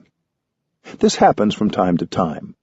If it was someone you didn't care as much about who had said or done that to you, you would have suffered less. But when someone you love says something that feels critical or dismissive, you suffer deeply. If we suffer and we don't look deeply into our suffering and find compassion for ourselves and the other person, we may want to punish the person who hurt us because he or she has dared to make us suffer. When we suffer, we think it's the other person's fault for not appreciating us enough or loving us enough. Many of us have a natural tendency to want to punish the other person. One way we think of punishing the other person is to show that we can survive without him or her. Many of us have made this mistake. I myself have also made that mistake. But we learn. We want to show the other person that without him or her, we can survive very well. This is an indirect way of saying, I don't need you. But that's not true. In fact, when we suffer, we need others. When we suffer, we should tell others that we suffer and that we need their help. We usually do the opposite. We don't want to go and ask for help. That's why we need the fourth mantra. I suffer. Please help. It's so simple, and it's also a little bit difficult. But if you can bring yourself to pronounce the mantra, right away you suffer less. I guarantee it. So please write that sentence down on a piece of paper the size of a credit card and put it in your wallet. It's a magic formula. I suffer. Please help. If you don't practice this mantra, you may be sulking. If others notice that something is wrong, that maybe you suffer, they might try to comfort you and say, Are you suffering? When someone asks you this, you might have the tendency to respond, Suffer? Why should I be suffering? You know that's not the truth. You suffer deeply, yet you pretend you don't suffer. You're being untruthful as a way of punishing the other person. If he or she tries to come close and put a hand on your shoulder, you may want to snap, Leave me alone. I can survive very well without you. Many of us commit that kind of mistake, but we can learn. Practicing the mantra, you do the opposite. You have to recognize that you suffer. The mantra can also be a little longer, if that feels more appropriate to the situation. I suffer. I want you to know it. I don't understand why you did or said what you did. So please explain. I need your help. That is true love. To say, I don't suffer, I don't need your help, is not the language of true love. The next time you suffer, and you believe it's the other person's fault, and that she is the cause of your suffering, remember to take out the paper and read it, and you will know exactly what to do. Practice the fourth mantra. According to our practice in Plum Village, you have the right to suffer 24 hours, but not more. There's a deadline. The deadline is 24 hours, and you have to practice the fourth mantra before the deadline. You have your phone. You have your computer. I'm sure that when you are able to bring yourself to write it down, you will suffer less right away. If you aren't calm enough within 24 hours to practice the fourth mantra, you can write it down on a piece of paper and leave it on the other person's desk or somewhere it is sure to be seen. The mantra can be further broken down into 3 sentences. The first is, I suffer and I want you to know. That's sharing yourself with the person you care about. You share your happiness with each other. You also need to share your suffering. The second sentence is, I am doing my best. It means, I am practicing mindfulness, and when I get angry, I won't say anything that can cause damage to myself or to you. I am practicing mindful breathing, mindful walking, and looking deeply into my suffering to find the roots of my suffering. I believe that you have caused my suffering, but I know I shouldn't be too sure about that. I'm looking to see whether my suffering has come from a wrong perception on my part. Maybe you didn't mean to say it. Maybe you didn't want to do it. I'm now doing my best to practice looking deeply, to recognize my anger and embrace it tenderly. The second sentence is an invitation for the other person to do the same, to practice like you are.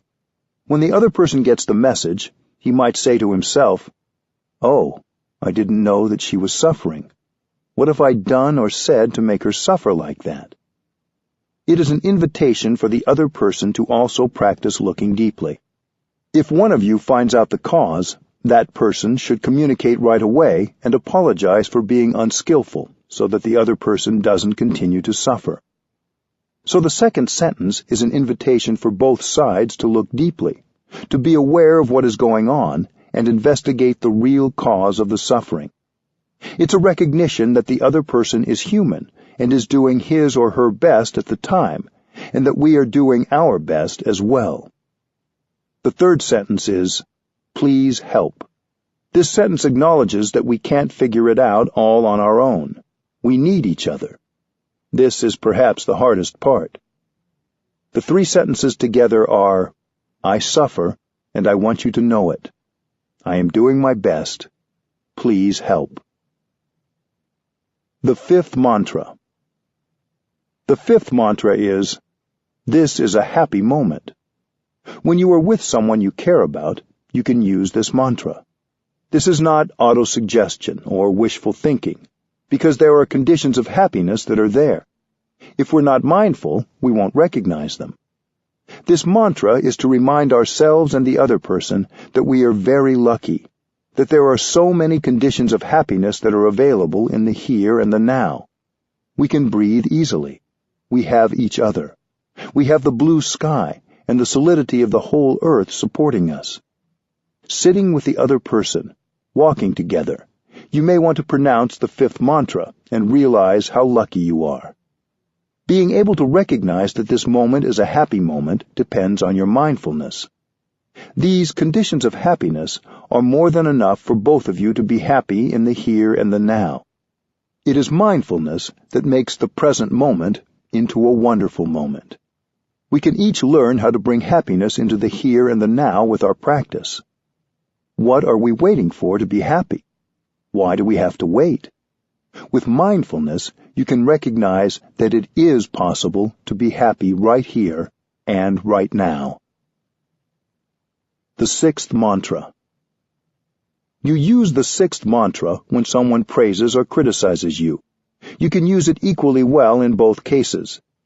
The sixth mantra is, "You are partly right. I have weaknesses in me, and I have strengths in me. If you praise me, I shouldn't get too puffed up and ignore the fact that in me there are also challenges. When you criticize me, I shouldn't get lost in that and ignore the positive things." When you see beautiful things in someone, you tend to overlook the things that are not so beautiful. But as human beings, we all have both positive and negative aspects. So when your loved one rhapsodizes about you, telling you that you are the very image of perfection, you can say, "You are partly right. You know that I have other things in me too." In this way, you retain your humility. You don't become the victim of a prideful illusion, because you know that you're not perfect. This is very important. When you pronounce the sixth mantra, you preserve your humility. If the other person criticizes you, you can reply, "Darling, you are only partly right, because I also have good things in me." Without judgment, you investigate so you can improve. If somebody misjudges you, you reply, "You have said something that is partly correct, but in me there are also positive things." Likewise, when someone admires you, you can thank them for appreciating you, but also point out that they are seeing one part of you and that you have many challenges too. "You have said something that's only partly correct, because I have many weaknesses that you perhaps haven't seen yet." If someone says, "You have many weaknesses," you can say, "You are partly correct. I have strengths too." You may answer them that way in silence or say it nicely. "You are only seeing part of me, not the totality.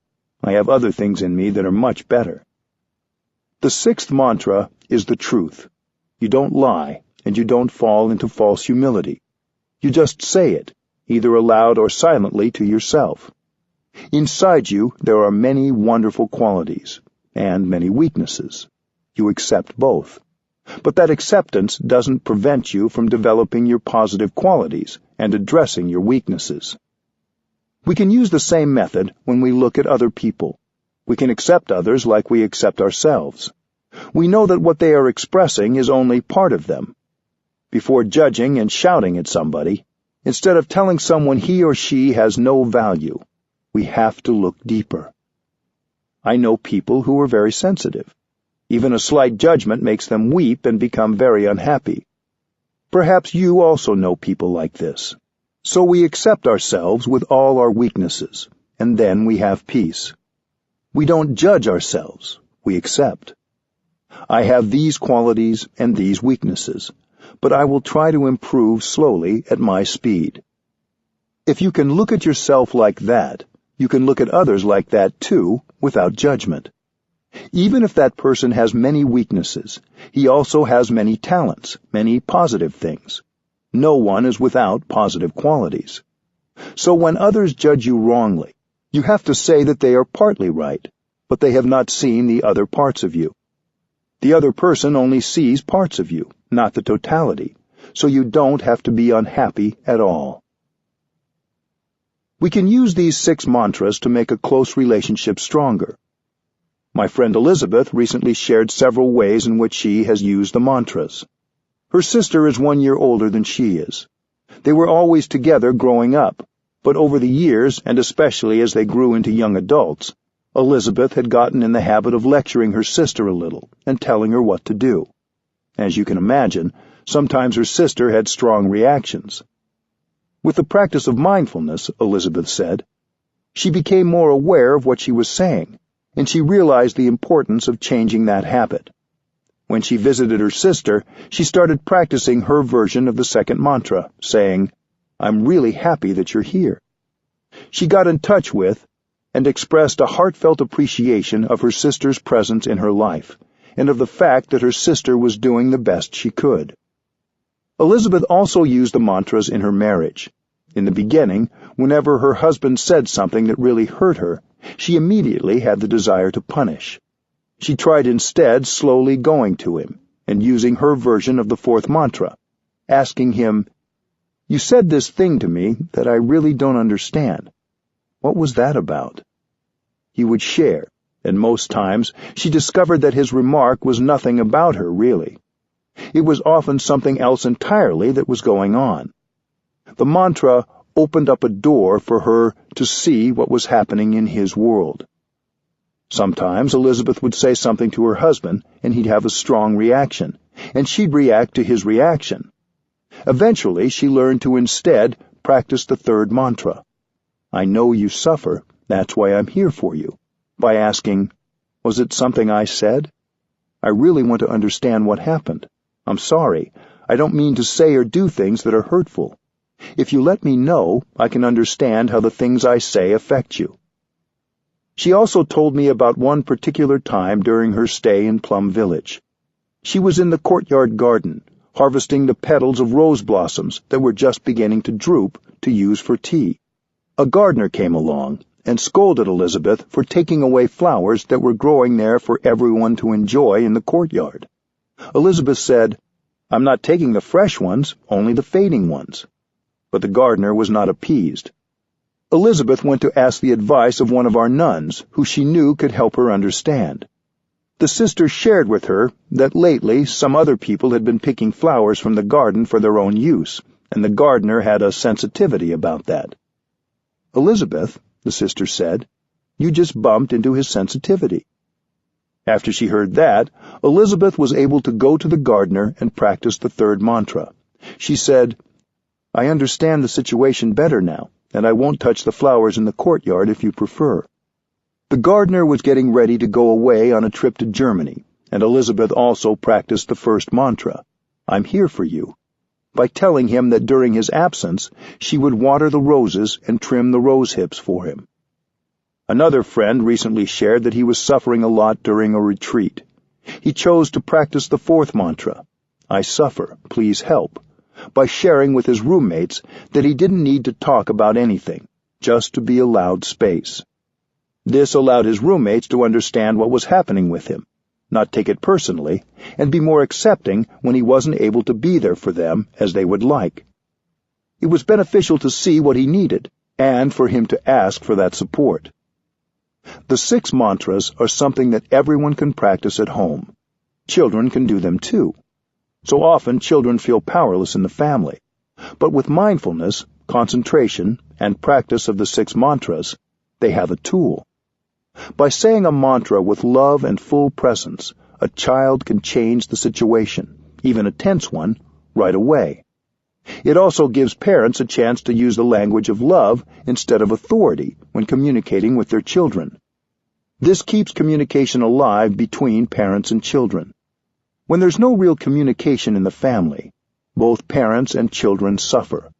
The practice of the 6 mantras is a way to use loving speech and deep listening to keep the door of communication open. With this kind of communication, we will understand each other better, and then our love will be true love, because it will be based on understanding. Bringing compassionate communication to your relationships. When you are able to use the 6 mantras with your loved ones, you will find that you are building a kind of home together. By listening compassionately to yourself, you have started to come home to yourself. With compassionate communication, you can help your loved ones come home to themselves. Your loved ones are also looking for home, for some warmth and a refuge. Once you have a home, you can help the other person. You are confident because you know how to connect with yourself and make a home for yourself. Your confidence can inspire others to do the same. They may find a home in you, and they lean on that to build a home in themselves. You don't need an iPhone to do this. You need your eyes, to look at them with compassion. You need your ears and your mouth to listen with compassion and speak mindfully. When your loved one is able to go back to himself or herself, then your relationship becomes a real relationship, because both of you feel at home in yourselves. Don't be afraid to give your loved ones the space they need to listen to themselves.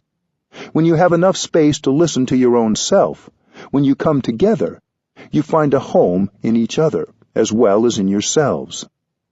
There is a communal home for you to share. This becomes the base of all your relationships. If you want to help society, your community, your country, you have to have a home base. When you have a true home in yourself and in your home, you have happiness, safety, and fulfillment. Then you are in a position to go out and help create a more compassionate and loving community. 5. When difficulties arise. Many of us suffer because our communication with other people is difficult. At work, for example, we often feel we have tried everything and there is no way to reach our colleagues. This is often true in families as well. We feel our parents, our siblings, or our children are too stuck in their ways. We think no real communication is possible. Yet there are many ways to reconcile and to create openings for more compassionate communication. Communicating when you're angry. One reason we have trouble communicating with others is that we often try to communicate when we are angry. We suffer, and we don't want to be alone with all that suffering. We believe that we are angry because of something others did, and we want them to know it. Anger has urgency to it. We want to let others know right away what the problem with them is. But when we're angry, we aren't lucid. Acting while angry can lead to a lot of suffering and can escalate the situation. That doesn't mean we should suppress our anger. We shouldn't pretend that everything is fine when it isn't. It's possible to feel and engage with our anger in a healthy and compassionate manner.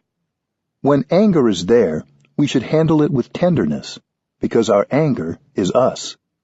We shouldn't do violence to our anger. Doing violence to our anger is doing violence to ourselves. Mindful breathing helps us recognize our anger and treat it tenderly. Mindful energy embraces the energy of anger.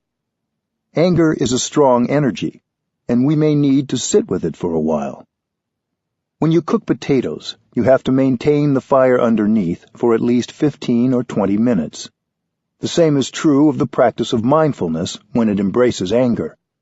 It will take a while, because the anger takes a while to cook. After you have sat with mindful awareness and calmed your anger, you can look deeply into the anger to see its nature and where it has come from. What is the root of that anger? Anger may come from a wrong perception, or a habitual way of responding to events that doesn't reflect our deepest values.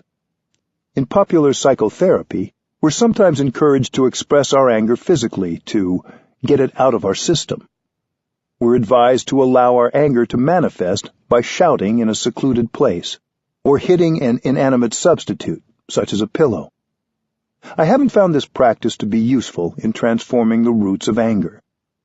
Think of a wood stove. If something goes wrong with it, you can open the windows so the smoke goes out. But if the stove still has that defect, the smoke will come again. You have to fix the wood stove. Yelling and punching your pillow can be just rehearsing and nourishing anger and making it stronger, not getting it out of your system. You have to get genuinely in touch with your anger in order to heal. While you're hitting your pillow, you're not really getting in touch with your anger in a way that helps your understanding grow. You're not even getting in touch with the pillow, because if you were in touch with the pillow, you would know that it was only a pillow. Suppressing anger can be dangerous. It will explode if it is ignored. Anger, like all strong emotions, wants to express itself. So, how do we handle it? The best thing is to go home to ourselves and take care of our anger. We can remember the first mantra and be there for ourselves and take care of our anger. We return to ourselves and connect body and mind. Return to your practice of mindful breathing and mindful walking.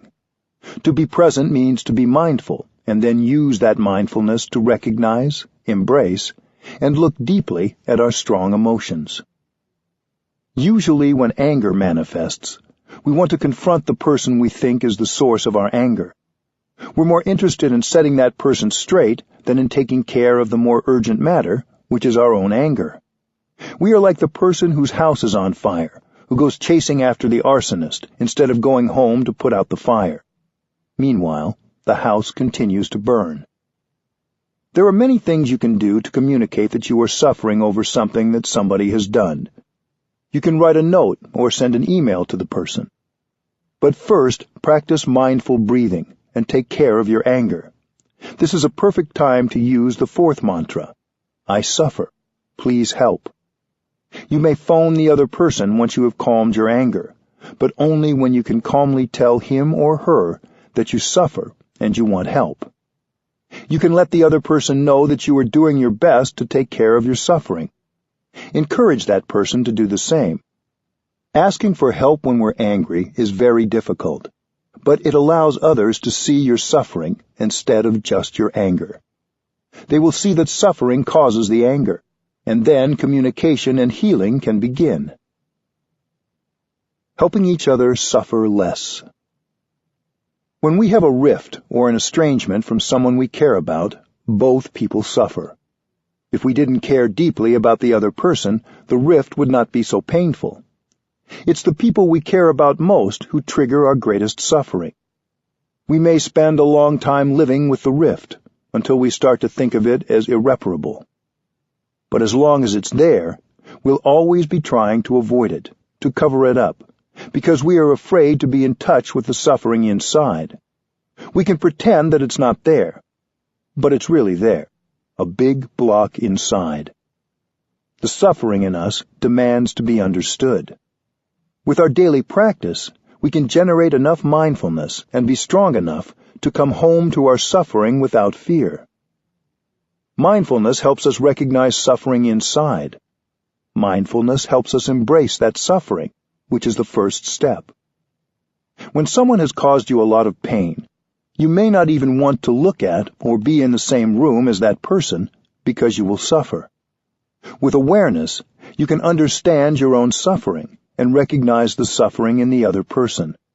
You may even understand that the reason that person suffers so much is because he or she doesn't know how to handle the suffering. His suffering spills out, and you are its victim. Maybe he doesn't want to make you suffer, but he doesn't know another way. He can't understand and transform his suffering, and so he makes the people around him suffer too, even when that's not his intention. Because he suffers, you suffer. He doesn't need punishment. He needs help. You can help by acknowledging the suffering in him. If there is some difficulty in a relationship, we have to acknowledge the difficulty. It's tempting to say that everything is okay, because the difficulty can feel overwhelming. But without acknowledging the difficulty, we can't generate understanding and compassion, and we feel alienated. we can't help. You have to use the tools of compassionate communication, the deep listening and loving speech you have practiced, to restore communication with the person with whom you are having difficulty. After a short period of mindful breathing, you can say something like this to the other person. I know you're not feeling too happy right now. In the past, I didn't understand your feelings, so I reacted in a way that made you suffer more, and that also made me suffer more. I wasn't able to help you resolve the problem. I reacted angrily in a way that has made the situation worse.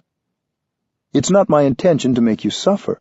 It's because I didn't understand your suffering, and I didn't understand my suffering either.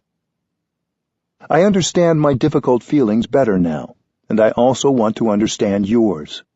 Understanding your suffering, your difficulties, will help me behave in a way that can be more helpful. If you care for me, help me understand. Tell me what is in your heart. I want to listen. I want to understand. Tell me about your suffering and your difficulties. If you don't help me understand, who will?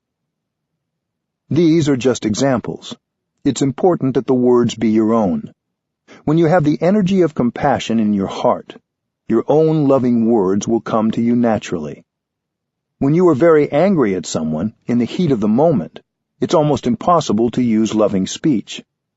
But when understanding arises, compassion comes, and it's possible to use loving speech without having to make a lot of effort. A doctor who doesn't see the nature of the sickness can't help the patient. A psychotherapist who doesn't understand a patient's suffering can't help. Loving speech can open the door. Then you have an opportunity to practice deep listening and help the other person heal the relationship. It takes courage to acknowledge difficulty in a relationship. You may think you will just wait until the other person comes to you first, but that may not happen. You can't wait. You can begin the practice of restoring communication by modeling open-hearted, compassionate dialogue. You may have to give yourself a deadline for making a start. When people come to week-long retreats, I give them a deadline of the last night of the retreat to begin the reconciliation. If you are truly practicing, others will see that and be affected by it. They may not be able to show it right away, but what you say and the look in your eyes will have an effect. The suffering of pride. There is a well-known Vietnamese story about a young couple who suffered deeply because they didn't practice mindful communication. The husband went off to war and left his pregnant wife behind. 3 years later, when he was released from the army, his wife came to the village gate to welcome him and brought along their little boy. It was the first time the man had seen his child. When the young couple saw each other, they could not hold back the tears of joy. They were so grateful that the young man had survived and come home. In Vietnam, there is a tradition that when an important event happens, we make an offering on an altar to our ancestors and tell them what has happened. The wife went to the market to buy flowers, fruits, and other provisions for an offering to place on the altar. The father stayed home with his son and tried to persuade the little boy to call him Daddy, but the little boy refused. He said, "Mister, you aren't my daddy. My daddy is someone else. He used to come and visit us every night. Whenever he came, my mother would talk to him for a long time and cry and cry. When my mother sat down, the man sat down. When my mother lay down, he also lay down. So, you are not my daddy." Hearing these words, the young father's heart turned to stone. He could no longer smile. He became silent. When his wife returned, the man didn't look at her or speak to her anymore. He was very cold. He acted as though he despised her. She didn't understand why, and she began to suffer deeply. After the ceremony to make an offering to the ancestors, it's traditional to take the offering from the altar, and then the family sits down and enjoys the meal with happiness. But after the young man performed the offering, he didn't do this. He left the house, went into the village, and spent his time in the liquor shop. He got drunk because he couldn't bear his suffering. When the husband came home, it was very late. He did the same thing every evening. He never talked to his wife, never looked at her, never ate at home. The young lady suffered so much she couldn't bear it, and on the 4th day she jumped into the river and drowned. The evening after the funeral, the young father and the boy came home. As the man lit the kerosene lamp, the little boy shouted, "Here is my father," and pointed to the shadow of his father on the wall. It turned out that the young woman used to talk to her shadow every night, because she missed her husband so much. One day the little boy had said, "Everyone in the village has a father. Why don't I have one?" In order to calm the little boy, she pointed to her shadow that night on the wall and said, "There is your father." Of course, when she sat down, the shadow would sit down too. Now, the young father understood. His wrong perception had been wiped away, but it was too late. What if the man had gone to his wife and asked, "Darling, I've suffered so much the last few days. I don't think I can survive. Please help me. Please tell me who is that person who used to come every night and with whom you talked and cried." That's a very simple thing to do. If he had done this, the young lady would have had a chance to explain, the tragedy would have been averted, and they would have recovered their happiness very easily. That's the direct way. But he didn't do this because he was so deeply hurt, and his pride prevented him from going to her and asking for help. The woman suffered so much as well. She was deeply hurt because of her husband's behavior, but she didn't ask for his help. Perhaps if she'd asked her husband what was wrong, he would have told her what their son had said. But she didn't because she, too, was caught in pride. A wrong perception can be the cause of a lot of suffering. All of us are subject to misunderstanding. We live with wrong perceptions every day. That's why we have to practice meditation and looking deeply into the nature of our perceptions. Whatever we perceive, we have to ask ourselves, are you sure your perception is right? To be safe, you have to ask. We're subject to many wrong perceptions in our daily lives. It may be that the other person didn't have the intention to hurt you. Mindful communication has the potential to ease so much of the unnecessary suffering in our relationships. Reconciling in families. Sometimes communication is hardest in our own family, because families share similar suffering and ways of responding to suffering.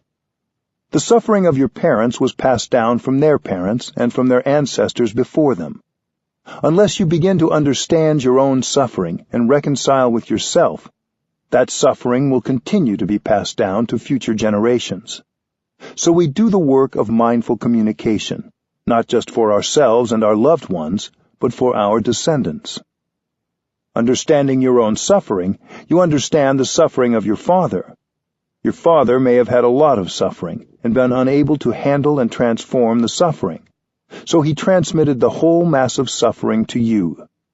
You inherit this suffering from him and from your mother. When we're still young, many of us are determined to be different from our parents. We say we'll never make our children suffer. But when we grow up, we tend to behave just like our parents, and we make others suffer, because like our ancestors, we don't know how to handle the energies we've inherited. We've received many positive and negative seeds from our parents and ancestors. They transmitted their habit to us because they didn't know how to transform it. Sometimes these habit energies have passed through many generations. You have to recognize that you are the continuation of your father, mother, and ancestors. Cultivate mindfulness so you can recognize the habit energy each time it arises and embrace it with your energy of mindfulness. Each time we're able to do this, the habit energy becomes weaker. If we keep practicing like this, we can stop the cycle of transmission, and this will benefit not only us, but our children and descendants. We can also help our children learn how to handle their habit energies and nourish the positive elements they have inside. The suffering we received from our parents when we were children is probably our deepest suffering. We may hate our parents and feel that, whether or not they are still living, we will never reconcile with them. Yet with our practice of breathing mindfully, walking mindfully, and looking deeply, we can bring about transformation and restore communication in even the most difficult families. If the other person also practices mindful awareness, it's much easier. But reconciliation is possible even if the other person doesn't know about the practice. Relationships with parents and siblings can be particularly difficult. Maybe during their childhood they were deeply wounded and no one listened to them. So now they are perpetuating the cycle, and they don't want to listen to anyone. Don't ask your family members to change. When you're able to generate the energy of understanding and compassion in yourself, reconciliation can begin to take place. I still remember a retreat in Oldenburg in northern Germany. On the fourth day of the retreat, I gave everyone a midnight deadline to begin reconciling with someone with whom they had great difficulty. The next morning, one man came to me and said, "I've been so angry at my father for years, I couldn't even look at him. Even when I dialed his number last night, I doubted I could talk to him calmly." But when he heard his father's voice, he found that he naturally used loving speech. He didn't even have to try. He said, "I know you suffered a lot during the past many years. I'm sorry. I know I've acted and spoken in a way that didn't help. I didn't mean to make you suffer." His father heard the compassion in his son's voice and told him for the first time about his suffering and his difficulties. Reconciliation is possible.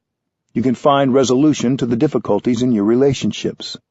You don't need to allow the difficulties to continue causing you to suffer month after month and year after year. The first step is to practice mindful breathing, mindful walking, and mindfulness in daily activities, so that you will be strong enough to go back to yourself, listen to your own suffering, and look deeply into its nature. Unless we listen to our own suffering, there's no chance of improving the quality of our relationships. With mindfulness, compassion arises, and you can accept yourself. Then you have the chance to look at others. Even if they are not there with you, you can still sit and close your eyes and see the suffering they have gone through for so many years. When you can see the suffering in others, you begin to understand that there is a reason they suffer like that. You are no longer angry with them anymore. Compassion will arise in your heart. When compassion is born, you are more peaceful, your mind is clearer, and you will be motivated to say or do something to help others transform their difficulties. Reconciliation becomes possible. Communicating in long-term relationships. In long-term relationships, as in families, we often get in the habit of thinking that change isn't possible. We think the other person should change, and they won't, so we give up hope. But we need to stop judging and return to our own internal communication. If we wait for our parents or our partner to change, it may take a very long time.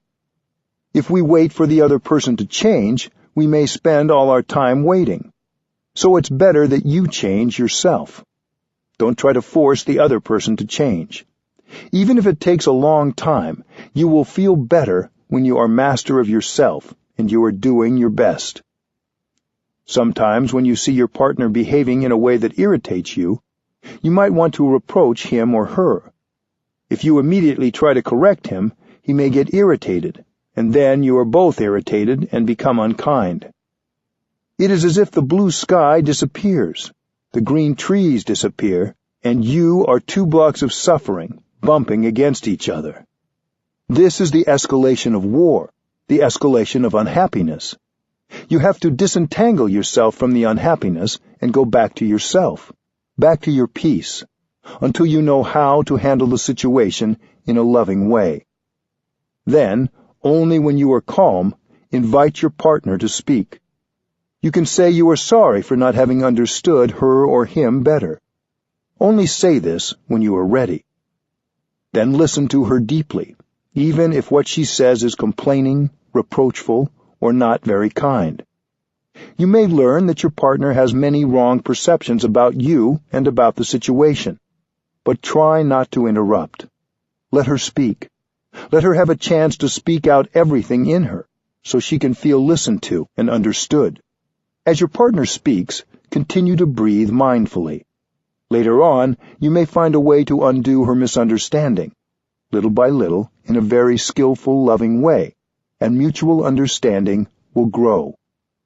If your partner says something untrue, don't interrupt and say, "No, you're wrong. That wasn't my intention." Let him speak out. He's just trying to speak out the difficulty. If you interrupt, he will lose his inspiration to speak, and he will not tell you everything. You have plenty of time. You may even take a number of days to look deeply, in order to skillfully tell him about his wrong perception when he can hear it. You may have been angry with each other for years, and maybe because of just one condition, you're stuck and can't change the situation. If you can understand him deeply, you can start to make peace. Loving, compassionate speech and deep listening are the most powerful instruments for restoring communication. If you can understand and transform yourself, then you can help your partner. Sometimes we're in a negative environment that doesn't leave us space to communicate with ourselves. Sometimes we may need to change the environment around us.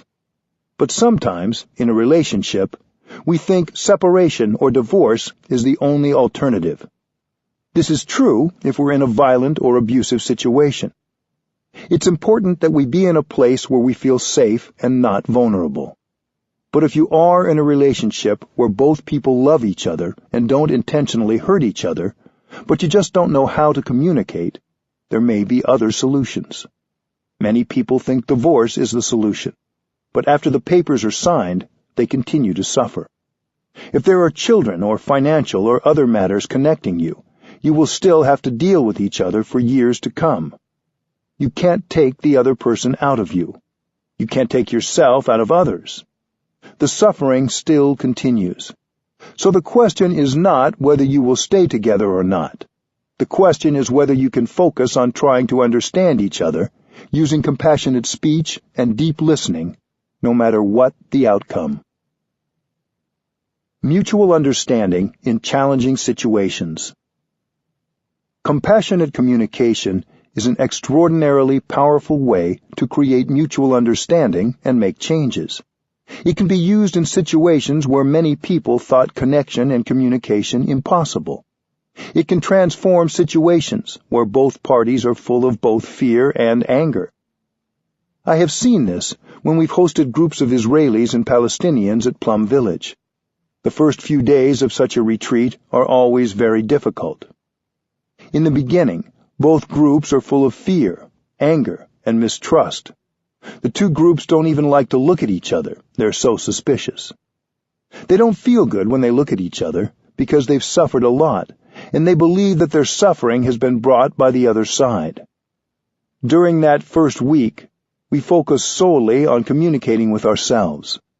Both groups practice and train in mindful breathing, non-thinking, and deep listening to themselves. Only in the second week do we encourage the compassionate communication practices of deep listening and loving speech with each other. The group that speaks is encouraged to use the kind of language that could help the others understand the suffering they've gone through, the children as well as the adults. Each group tells the other about every kind of suffering they have undergone, but they do it using loving speech and trying not to blame or accuse. We advise the listening group to listen with compassion.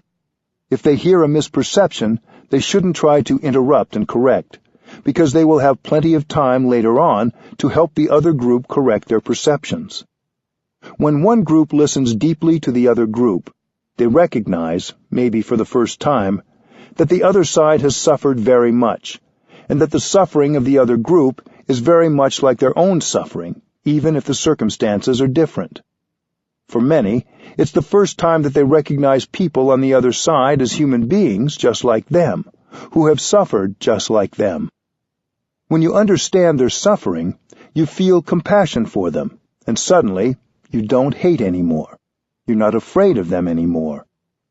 Your way of looking at them has changed. They see compassion and acceptance in your eyes, and right away they suffer less. These sessions of deep listening are organized in such a way that people have enough time to listen and talk about their suffering. Some of us who were present at these sessions were neither Palestinian nor Israeli. We were monks, nuns, and lay practitioners who come to sit and breathe with them and support their practice. We practiced mindful breathing and offered the collective energy of peace and mindfulness so they could practice listening with compassion. Our presence with the two groups was very important. We created a collective energy that supported mindful speech.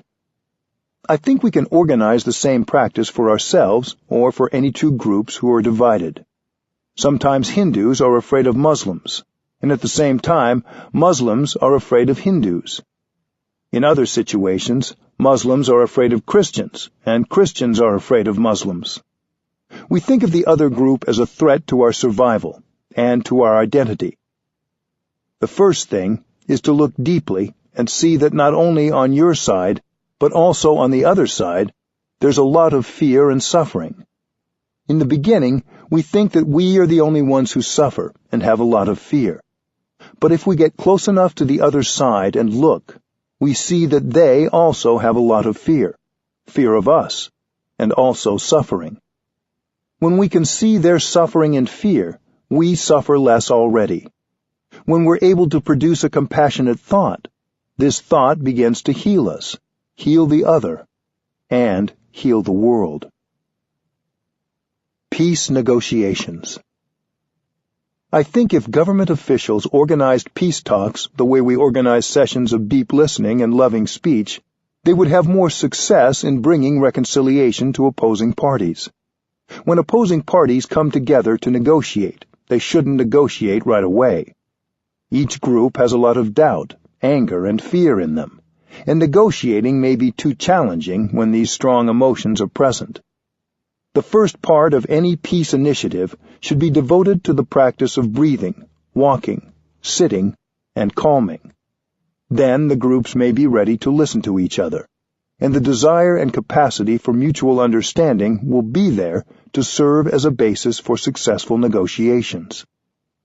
If the atmosphere gets too heated during the negotiating session and the tension too strong, the chairperson should invite everyone to stop and breathe in and out to calm themselves down.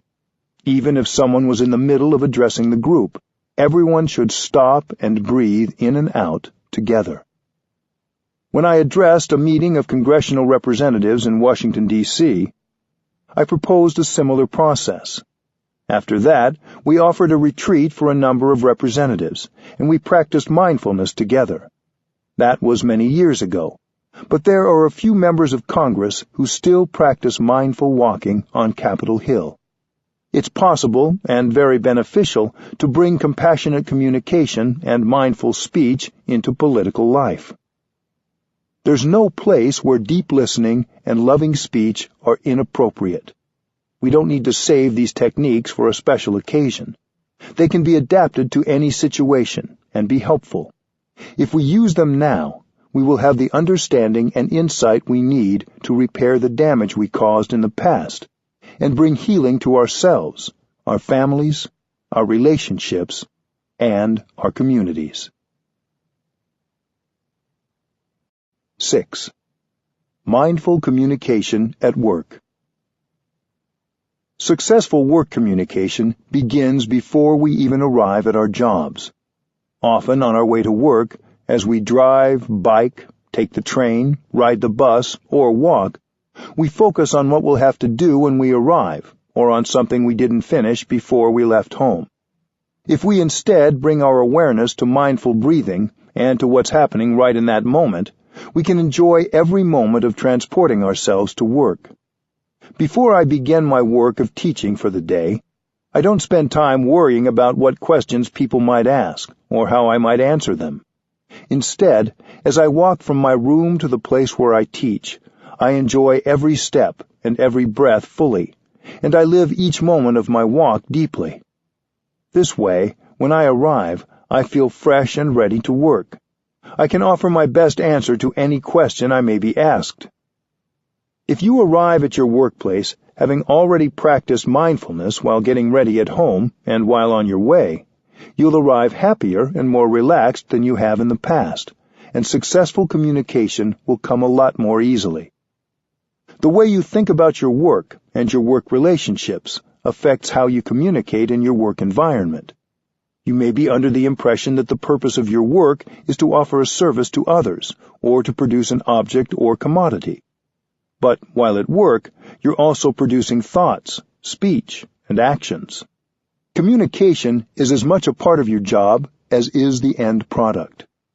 If you communicate well in your work environment, not only do you enjoy yourself more, but you create a harmonious atmosphere that will carry over into your work.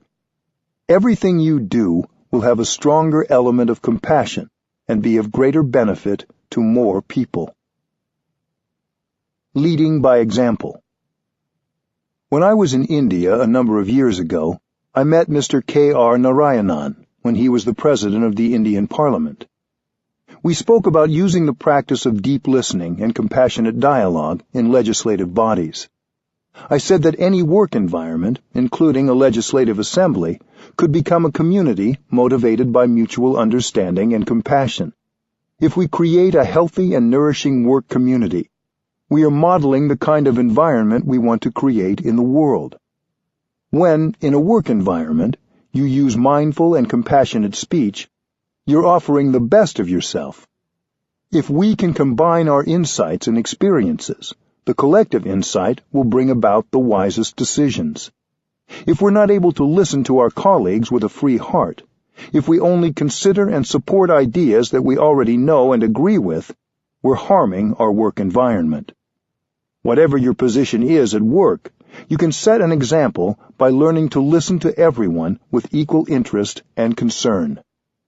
Many workplaces are characterized by daily stress. We need to set up spaces at work for the practice of mindful breathing. Mindful breathing is the first step to mindful communicating because it relaxes us in body and mind. We have to be relaxed, to feel well, so that we can make the best decisions possible. When we model relaxation at work, we are already communicating powerfully. Mr. Narayanan and I talked about integrating mindful breathing into the Parliament of India as a way to reduce stress. If they can do it in the legislature, perhaps you can do it in your workplace. Can you bring your colleagues together to practice mindful breathing, or make time available for this before any group meeting, so that people will be able to communicate more effectively and without stress? If you can't organize others, even your own mindful breathing will make your work communication go better. Sometimes workplace communication can seem so difficult, but one mindful breath already begins to make it easier. Greeting your colleagues. What is the first thing you do when you arrive at work? Do you smile at the people you see? Do you greet them? The first few minutes are crucial in setting the tone for your workday. You may feel you have too much on your mind. You may still be absorbed in an argument or in something challenging that happened before you arrived. But if you spent the time getting to work breathing mindfully and being in the present moment, you will arrive with a clear mind, and you'll be able to greet people with a warm and open smile. This is part of your job, no matter what your profession.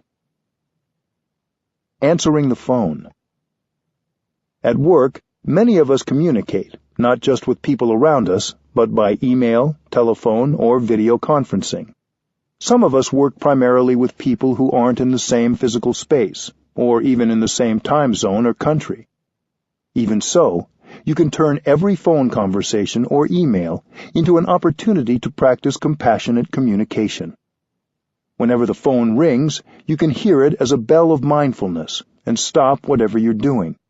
Instead of rushing to answer the phone, you can breathe in and out with awareness 3 times before answering, to make sure you're truly present for whoever is calling. Recognize any feelings of stress or irritation you may have, or any feeling that you're being interrupted.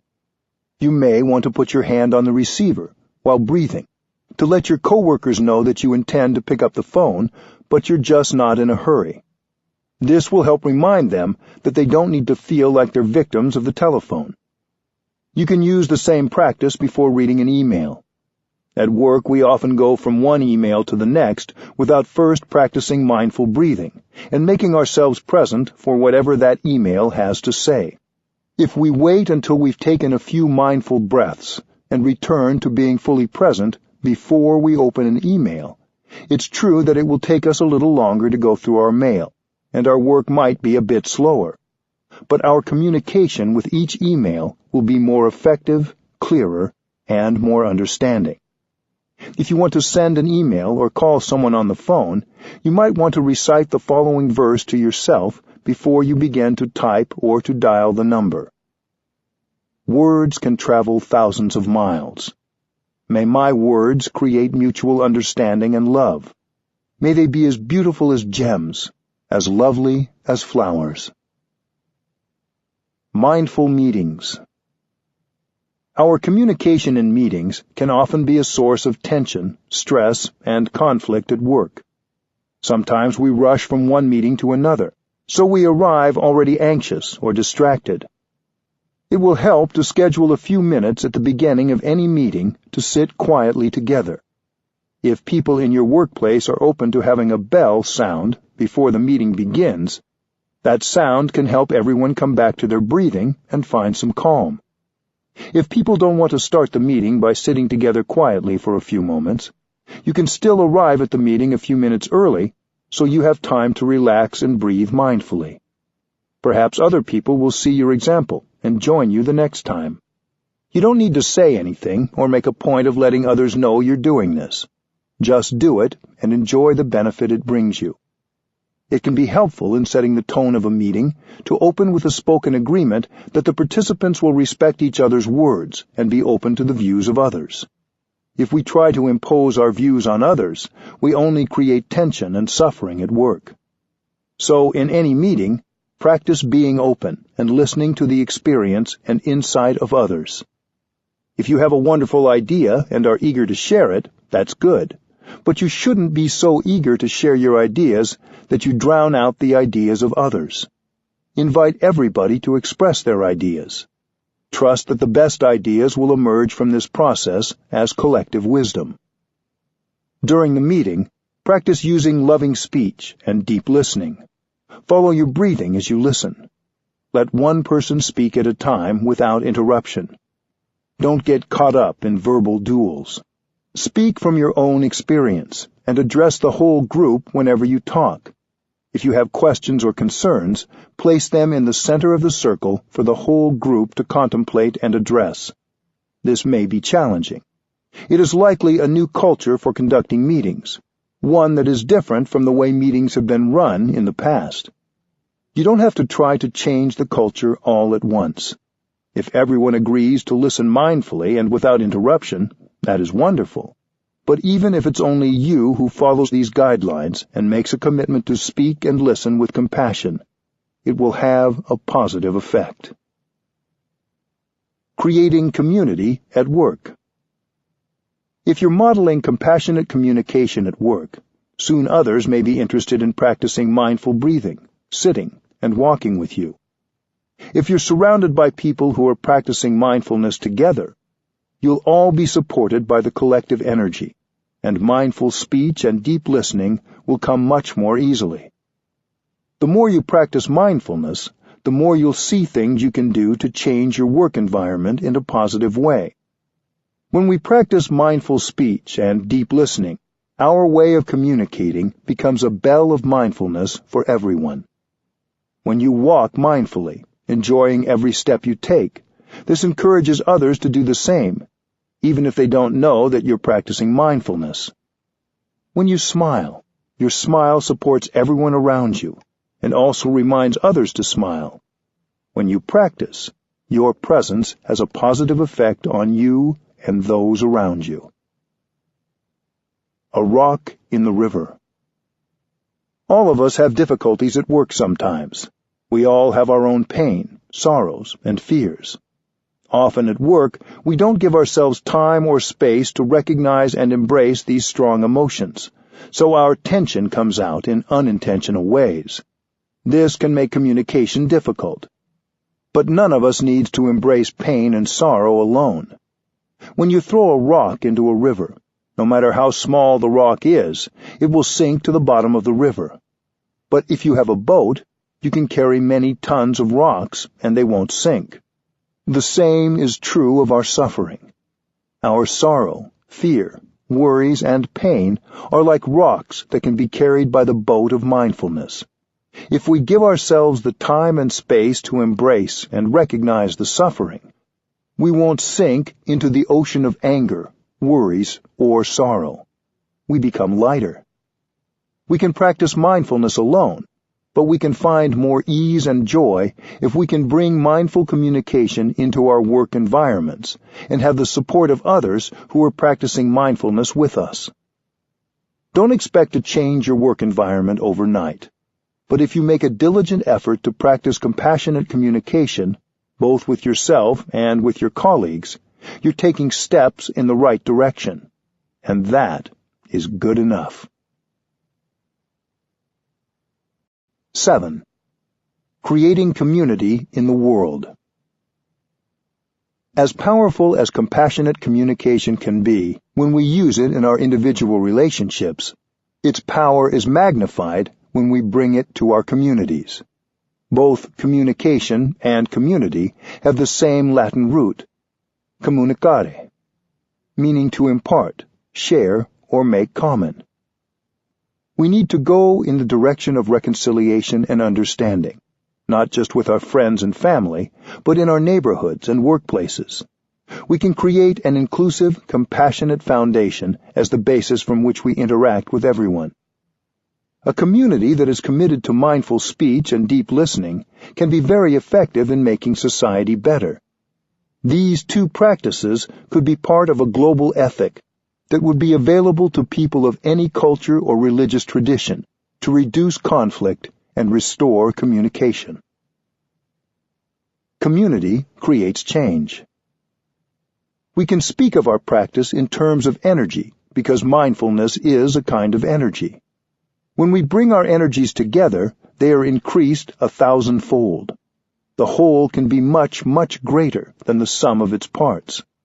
Systematic change can't be achieved without the energy of community. If you want to save the planet, if you want to transform society, you need a strong community. Technology is not enough. Without mindfulness, technology can be more destructive than constructive. When we speak about creating a sustainable environment or a more just society, we usually speak of physical action or technological advances as the means to achieve these goals. But we forget about the element of a connected community. Without that, we can't do anything at all. Usually, we think of communal action in terms of physical acts, but the energy of a shared meditative silence or communal chanting is also communication and a powerful kind of action. I don't think of this concentration so much as prayer or a religious rite, but rather as a form of communication. When we sit and concentrate as a community, we create a collective energy that has compassion and awakened understanding in it. Sitting together in silence can be a practice of listening to our own suffering and the suffering of the world. The collective energy of mindfulness also supports our individual practice. When we see other people who are in good communication with themselves and others, they inspire us. Sometimes the cause of our sorrow is hidden by so many layers of suffering that we can't penetrate it by ourselves, even when we practice diligently and sit mindfully. In these cases, the energy of a community of mindfulness can help us embrace and release suffering that we could not reach by ourselves. If we open our hearts, the collective energy of the community can penetrate the suffering inside us. Mindful listening and speaking will make it easier for us to build a stronger community. Building trust and sharing suffering. Some of us do not easily trust another person. For such a person, it can be difficult to imagine sharing with a larger community. We may be a little bit wary or even very suspicious. People say they love us and understand us, but we haven't really experienced that love and understanding. We should be able to find ways to help a person who doesn't have the capacity to receive love and understanding. Sometimes there is real love. There is real understanding. But the person doesn't believe in love and understanding, and that's why he has never been able to receive it. That person is like a hungry ghost. In Buddhism, a hungry ghost is someone who has a big empty stomach and is very hungry, but has a very tiny throat. Even if there's plenty of food, that person can't swallow it. He can't absorb anything. So even if a lot of understanding and love is offered, that person isn't able to take it in. A person who suffers like that has no capacity to receive understanding, love, and help. You have to be very patient. From time to time, we see hungry ghosts like that walking around, and we can recognize them easily. They look very alone and cut off. We have to be very patient and allow them a lot of time and space. Don't be too eager to help, because when you're too eager to help, you may have the opposite effect from what you intended, and you may get an opposite response. Remain fresh, loving, compassionate, and spacious for them. That is what you can do now. Look deeply to see if you can find a mantra to say that's skillful enough to help them enlarge their throats and get nourishment. With patience and time, one day their throats will be larger, and they will begin to notice the energy of love and understanding that is in you. Community building takes time. Community strengthens compassion. Scientists have studied the behavior of social animals, such as birds and fish, and have found that in every community there is an element of altruism. Some members of the community are ready to die and sacrifice their lives for the sake of the community. There is a kind of fish called a stickleback. They swim in bands, thousands of them. Whenever they notice the shadow of a predator, a large fish that might threaten the band of fish, a few dozen will detach themselves and go explore. They know there's a risk, but they want to go in that direction to see if the threat is real. If they find there's no risk, they go back and rejoin the band of fish. If there is a real danger, a few of them will stay to be swallowed by the big fish, while the rest go back and tell the band of fish to go in another direction. Ants also behave like that, as do bees and some kinds of birds. We humans also hear news reports of heroes sacrificing themselves in this way. The behavior on the part of some members of your community nourishes your own generosity and altruism. Scientists in this fish study found that if a school stays together, the generosity will grow. The descendants will profit and become more and more generous. But if they are dispersed, the generosity dies down very quickly. According to scientists who have conducted studies, when you're exposed to such behavior from some members of your community, the seed of altruism in you is watered. And when your turn comes, you will do the same. You will know how to sacrifice for the sake of the community. Living in the world, we have strong habits. We walk without any awareness or enjoyment of our steps. We walk as if we have to run. We speak, but don't know what we are saying. We create a lot of suffering while speaking. Communities that commit themselves to mindfulness can help members of the community learn how to speak, breathe, and walk mindfully. The community helps train you, and you train yourself. When we practice in a community, there are more people to support us, but also more opportunities for frustration and anger. Loving speech and deep listening are key to community building. You learn to speak in a way that will not cause suffering in yourself and your community. If your community doesn't practice this, it's not an authentic community. Even if you have suffering and anger, you can train yourself to speak in a way that helps the other person or group understand what is going on in you, and that makes real communication possible. Our world can be a mindful, compassionate community. We need to find better ways to communicate. If we can do this in our relationships, we can do it in our work environments, and even in our political environments. We have to transform our governments into mindful, compassionate places of deep listening and loving speech. We each can do our part to contribute as a citizen, as a member of the human family. In the process of community building, we get the transformation and healing we need to further the transformation and healing of the world. This is a process of training and learning. When you speak, allow the inside of our collective humanity to speak through you.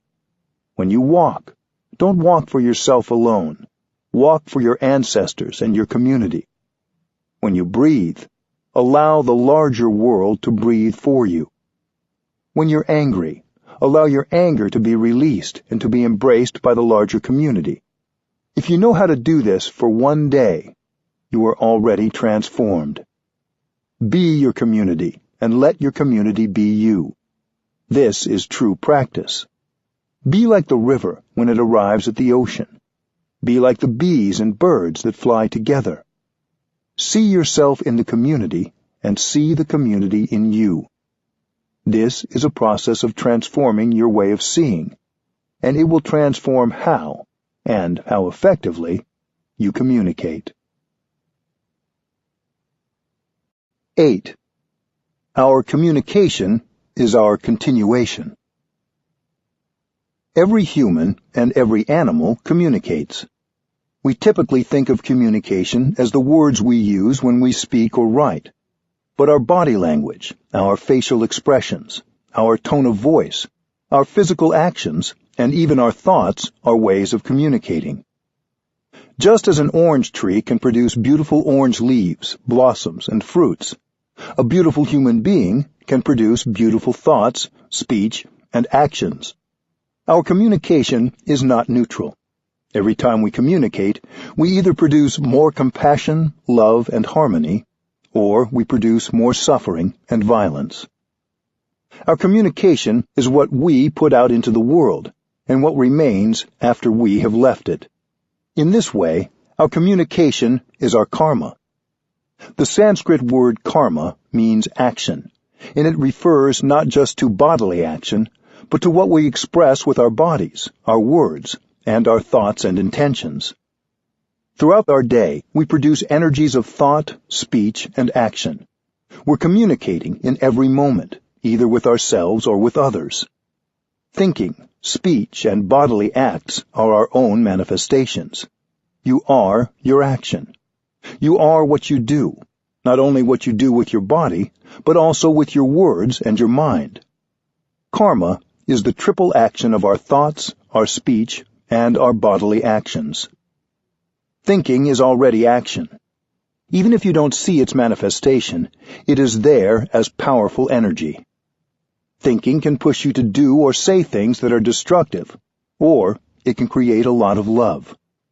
Every thought will bring a fruit, sometimes right away, sometimes later on. When you produce a thought of hate, anger, or despair, that thought is a poison which will affect your body and your mind. A thought of hatred or anger can lead one person to hurt another. If you commit a violent act, it means you've been producing thoughts of hatred, anger, and the desire to punish. So thinking is already acting. You don't need to say or do anything in order to be acting. To produce a thought is to act. When you produce a thought that is full of understanding, forgiveness, and compassion, that thought will immediately have a healing effect on both your physical and mental health and on those around you. If you think a thought that is full of judgment and anger, that thought will immediately poison your body and mind and the people around you. Thinking is the first kind of action, because our thinking is the basis for how we affect the world. Our speaking also has a huge effect. If we're capable of speaking and writing with compassion and understanding, we feel wonderful in our bodies and in our minds. We don't speak with compassion just so that the person or people we're speaking to will feel better. Our compassionate speech has a healing effect on us too. After you have been able to say something kind, forgiving, and compassionate, you feel much better. When you write words full of compassion and forgiveness, you feel freer, even if the person you're writing to hasn't read them yet. Even before you mail the letter or send the email or text, you feel better. The person reading your words will also feel your compassion. In the same way, if you speak with anger and violence, if you speak out of a desire to punish, both you and the people who hear your words experience more suffering. Think of a child hearing her parents fighting. Even if the words are not directed at her, the effect of the angry speech is much the same. Speech, the second form of action, can heal and liberate, or it can cause destruction and pain. The third form of action is bodily action. We communicate with our body language, our clenched fists or open arms, but also with our larger actions, including what we choose to show up for, what we do with our day, and how we treat others. If you are able to do something in the line of saving, supporting, protecting, comforting, rescuing, or caring, there is a positive effect right away. Every communication bears our signature. Everything we say and do bears our signature. We can't say, "That's not my thought." We're responsible for our own communication. So if it happens that yesterday I said something that wasn't right, I have to do something today to transform it. The French philosopher Jean-Paul Sartre said, "Man is the sum of all his actions." The value of our lives depends on the quality of our thinking, our speech, and our action. We want to offer the best kind of thinking, the best kind of speech, and the best kind of bodily acts, because those actions are our continuation. When we think, when we speak, when we act, we create, and we are there in our creations. That is the outcome of our being. Our communications will not be lost when our physical bodies are no longer here. The effect of our thinking, speech, and physical actions will continue to ripple outward into the cosmos. Whether this body is still here or has disintegrated, our actions continue. When you produce a thought, it bears your signature. It's you who produced that thought, and you are responsible for it. If it's a thought of compassion, forgiveness, non-discrimination, you will continue beautifully because you are there in it. You are the author of that action. Your speech and your physical actions, both compassionate and violent, also bear your signature. We are like the cloud that produces the rain. Through the rain, the cloud continues to affect the crops, the trees, and the rivers, even after the cloud is no longer floating there in the sky. Likewise, everything we produce in terms of thought, speech, and action continues even after our bodies disintegrate. The cloud is there in the cornfield and in the river. When this body disintegrates, our words, thoughts, and physical actions continue to have an effect. Our thoughts, speech, and actions are our real continuation. According to this practice, it's possible to continue beautifully into the future. Imagine a bank account somewhere in which we deposit every word, thought, and physical action. The bank account certainly does exist, but its nature is non-local. Nothing is lost. Changing the past. Suppose in the past you said something unkind to your grandmother. Now she is no longer alive, so you can't apologize directly to her. Many of us carry the guilt of something we have said or done that we think we can't rectify. But it's possible to erase that unskillfulness of the past.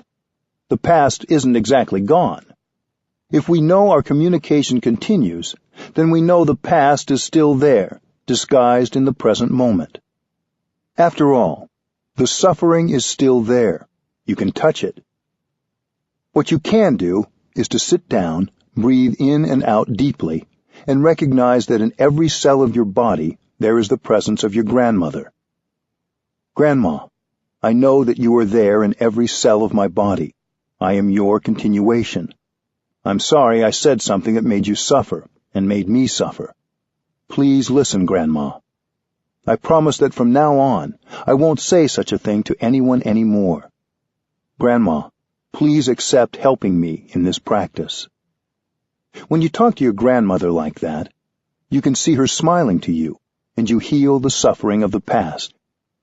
Communication isn't static. Even if yesterday you produced a thought of anger and hate, today you can produce a thought in the opposite direction, a thought of compassion and tolerance. As soon as we produce the new thought, it can very quickly catch up with yesterday's thought and neutralize it.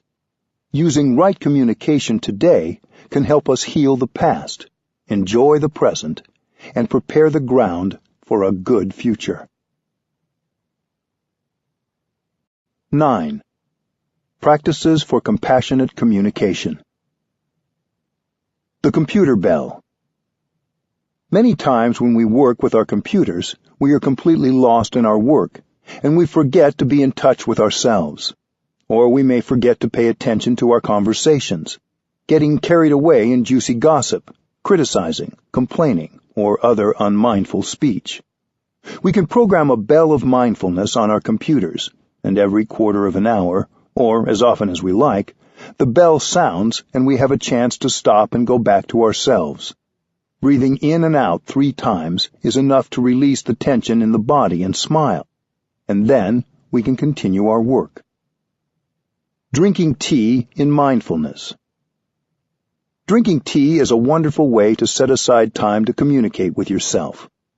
When I drink my tea, I just drink my tea. I don't have to think. I can stop all my thinking while I drink my tea. When I stop my thinking, I can focus my attention on the tea. There is only the tea. There is only me. Between me and the tea, there is a connection. I don't need a telephone to talk to the tea. In fact, because I'm not on the telephone, I can get more in touch with the tea. I just breathe in, and I'm aware that my in-breath is there. I'm aware that my body is there, and I'm aware that the tea is there. It's wonderful to make the time to just drink your tea. In Zen Buddhism, we don't normally use commandments as hard and fast rules, but drink your tea is like a Zen commandment to bring you back to your true home. Don't think. Be there, body and mind united. Establish yourself in the here and the now. You are true. You are not a phantom. You are real, and you know what is going on. What is going on is that there is a cup of tea in your hands. Listening to your inner child. Every one of us has a wounded child within, who needs our care and love.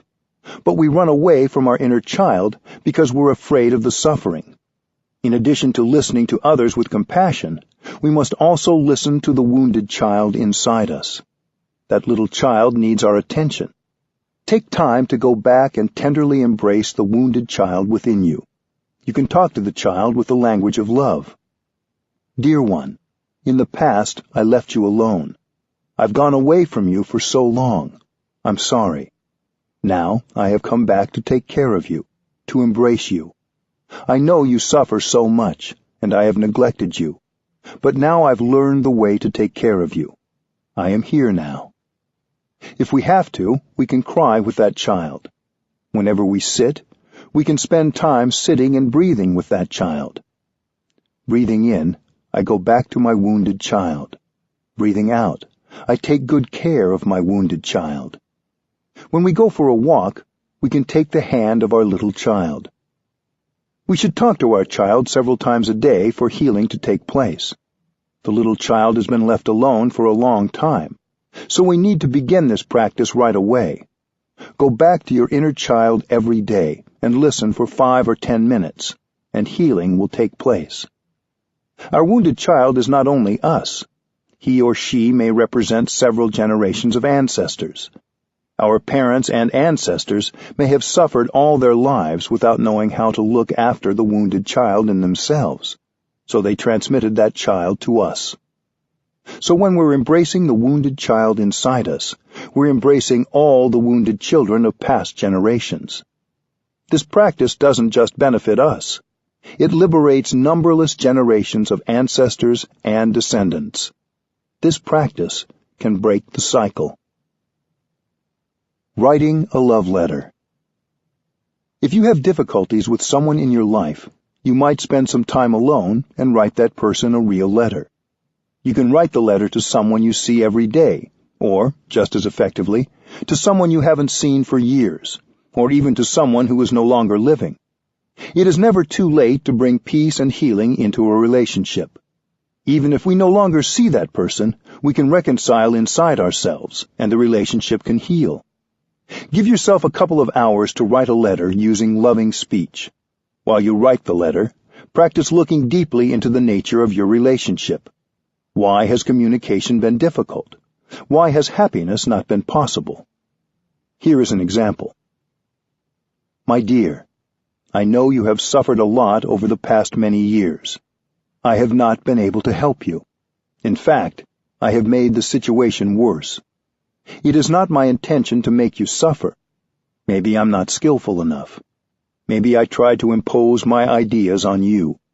In the past, I thought you made me suffer.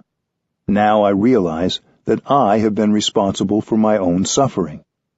I promise to do my best to refrain from saying things or doing things that make you suffer. Please tell me what is in your heart. You need to help me. Otherwise, it is not possible for me to do it. I can't do it alone. You have nothing to risk by writing this letter. You can even decide later whether to send it. But whether you send it or not, you will find that the person who finishes writing the letter is not the same person who began it. Peace, understanding, and compassion have transformed you. Peace treaties and peace notes.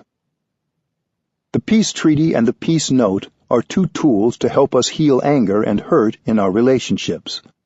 The peace treaty can be used as a preventative tool, before we utter or are hurt by words or actions that seem unkind. When we sign the peace treaty, we are making peace not just with the other person, but within ourselves. The peace note can be used as a healing tool when we're hurt or angry because of something someone has said or done. You can copy it and keep blank copies available whenever you need it. You can use it in place of the fourth mantra note that you keep in your wallet. If someone does something that brings us suffering, we can say, "What you just said hurt me. I would like to look deeply into it, and I would like you to also look deeply into it. Let's make an appointment for some time later in the week to look at it together." One person looking at the roots of our suffering is good. Two people looking is better, and two people looking together is best. Both the treaty and the note suggest waiting a few days for discussion. You can pick any night. First, you are still hurt, and it may be too risky if you begin discussing it now. You might say things that will make the situation worse. From now until that evening, you can practice looking deeply into the nature of your suffering, and the other person can too. Before that night, one or both of you may see the root of the problem and be able to tell the other and apologize. Then, on that night, you can have a cup of tea together and enjoy each other. If by that evening the suffering has not been transformed, one person begins by expressing himself, while the other person listens deeply. When you speak, you tell the deepest kind of truth using loving speech, the kind of speech the other person can understand and accept. While listening, you know that your listening must be of good quality to relieve the other person of his suffering. If you can, have the discussion be on a Friday evening or early on a Saturday, so you still have the weekend to enjoy being together. Peace treaty. In order that we may live long and happily together, in order that we may continually develop and deepen our love and understanding, we, the undersigned, vow to observe and practice the following. I, the one who is angry, agree to 1. Refrain from saying or doing anything that might cause further damage or escalate the anger. 2. Not suppress my anger. 3. Practice breathing and taking refuge in the island of myself. 4. Calmly, within 24 hours, tell the one who has made me angry about my anger and suffering, either verbally or by delivering a peace note. 5. Ask for an appointment for later in the week, e.g., Friday evening, to discuss this matter more thoroughly either verbally or by peace note. 6. Not say, I am not angry, it's okay, I am not suffering. There is nothing to be angry about, at least not enough to make me angry. 7. Practice breathing and looking deeply into my daily life, while sitting, lying down, standing, and walking, to see A. The ways I myself have been unskillful at times. B. How I have hurt the other person because of my habit energy. C. How the strong seed of anger in me is the primary cause of my anger. D. How the other person's suffering, which waters the seed of my anger, is the secondary cause. E. How the other person is only seeking relief from his or her own suffering. F. That as long as the other person suffers, I cannot be truly happy. 8. Apologize immediately, without waiting until our appointment, as soon as I realize my unskillfulness and lack of mindfulness. 9. Postpone the meeting if I do not feel calm enough to meet with the other person. I, the one who has made the other angry, agree to 1. Respect the other person's feelings, not ridicule him or her, and allow enough time for him or her to calm down.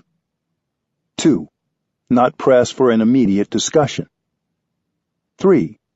Confirm the other person's request for a meeting, either verbally or by note, and assure him or her that I will be there. 4. Practice breathing and taking refuge in the island of myself to see how A. I have seeds of unkindness and anger, as well as habit energy to make the other person unhappy. B. I have mistakenly thought that making the other person suffer would relieve my own suffering. C. By making him or her suffer, I make myself suffer. 5. Apologize as soon as I realize my unskillfulness and lack of mindfulness, without making any attempt to justify myself, and without waiting until the meeting. We vow to abide by these articles and to practice wholeheartedly. Beginning anew. When a difficulty arises in our relationships, and one of us feels resentment or hurt, a good practice to try is called beginning anew. To begin anew is to look deeply and honestly at ourselves, our past actions, speech, and thoughts, and to create a fresh beginning within ourselves and in our relationships with others. Beginning anew helps us develop our kind speech and compassionate listening, because it is a practice of recognition and appreciation of the positive elements of another person. Recognizing others' positive traits allows us to also see our own good qualities. Along with these good traits, we each have areas of weakness, such as talking out of our anger, or being caught in our misperceptions. As in a garden, when we water the flowers of loving kindness and compassion in each other, we also take energy away from the weeds of anger, jealousy, and misperception. We can practice beginning anew every day by expressing our appreciation to the people we care about and apologizing right away when we do or say something that hurts them. We can also politely let others know when we have been hurt. A more formal beginning anew can be done weekly in families and in work situations. It is a 3-part process: watering flowers, expressing regrets, and expressing hurts and difficulties. This practice can prevent feelings of hurt from building up over weeks and helps make the situation safe for everyone in the workplace or family. Flower watering is the first part of the practice. Flower watering is simply showing appreciation for the others in your family or work community. People do it one at a time, waiting until they feel moved to speak. The others let them speak without response. It is helpful for people to hold a vase of flowers or some object in front of them as they speak, so that their words reflect the freshness and beauty of the flowers. During flower watering, the speaker acknowledges the wholesome, wonderful qualities of the others. It is not flattery. We need to speak the truth. Everyone has strong points that can be seen with awareness. No one can interrupt the person holding the flowers. Each person is allowed as much time as needed, and everyone else practices deep listening. When one person has finished speaking, he or she stands up and slowly returns the vase to the center of the room. We should not underestimate the first step of flower watering. When we sincerely recognize the beautiful qualities of other people, it is very difficult to hold on to our feelings of anger and resentment. We naturally soften, and our perspective becomes wider and more inclusive of the whole reality. In the second part of the practice, participants express regret for anything they have done to hurt others. It does not take more than one thoughtless phrase to hurt someone. Sometimes we hold on to some small resentment or regret, and it grows because we don't have the time to make it right. The practice of beginning anew is an opportunity for us to recall some regret from earlier in the week and undo it. In the third part of the ceremony, we express ways in which others have hurt us. Loving speech is crucial. We want to heal our families and work communities, not harm them. We speak frankly, but we don't want to be destructive. When we sit among people who are all practicing deep listening, our speech becomes more beautiful and more constructive. We never blame or argue. In this final part of the practice, compassionate listening is crucial. We listen to another's hurts and difficulties with the willingness to relieve the suffering of the other person, not to judge or argue. We listen with all our attention. Even if we hear something that is not true, we continue to listen deeply so the other person can express his or her pain and release the tensions within. If we reply or correct that person, the practice will not bear fruit. We just listen. If we need to tell others that their perception was not correct, we can do that a few days later, privately and calmly. Then, at the next beginning anew practice, they may rectify the error themselves, and we will not have to say anything. We can end the practice with a moment of silence. Just practicing the first part of beginning anew, flower watering, can increase the happiness and communication in your family or your workplace. You don't need to do all three parts each time, especially when the practice is new to you. It will work to spend most of your time on flower watering.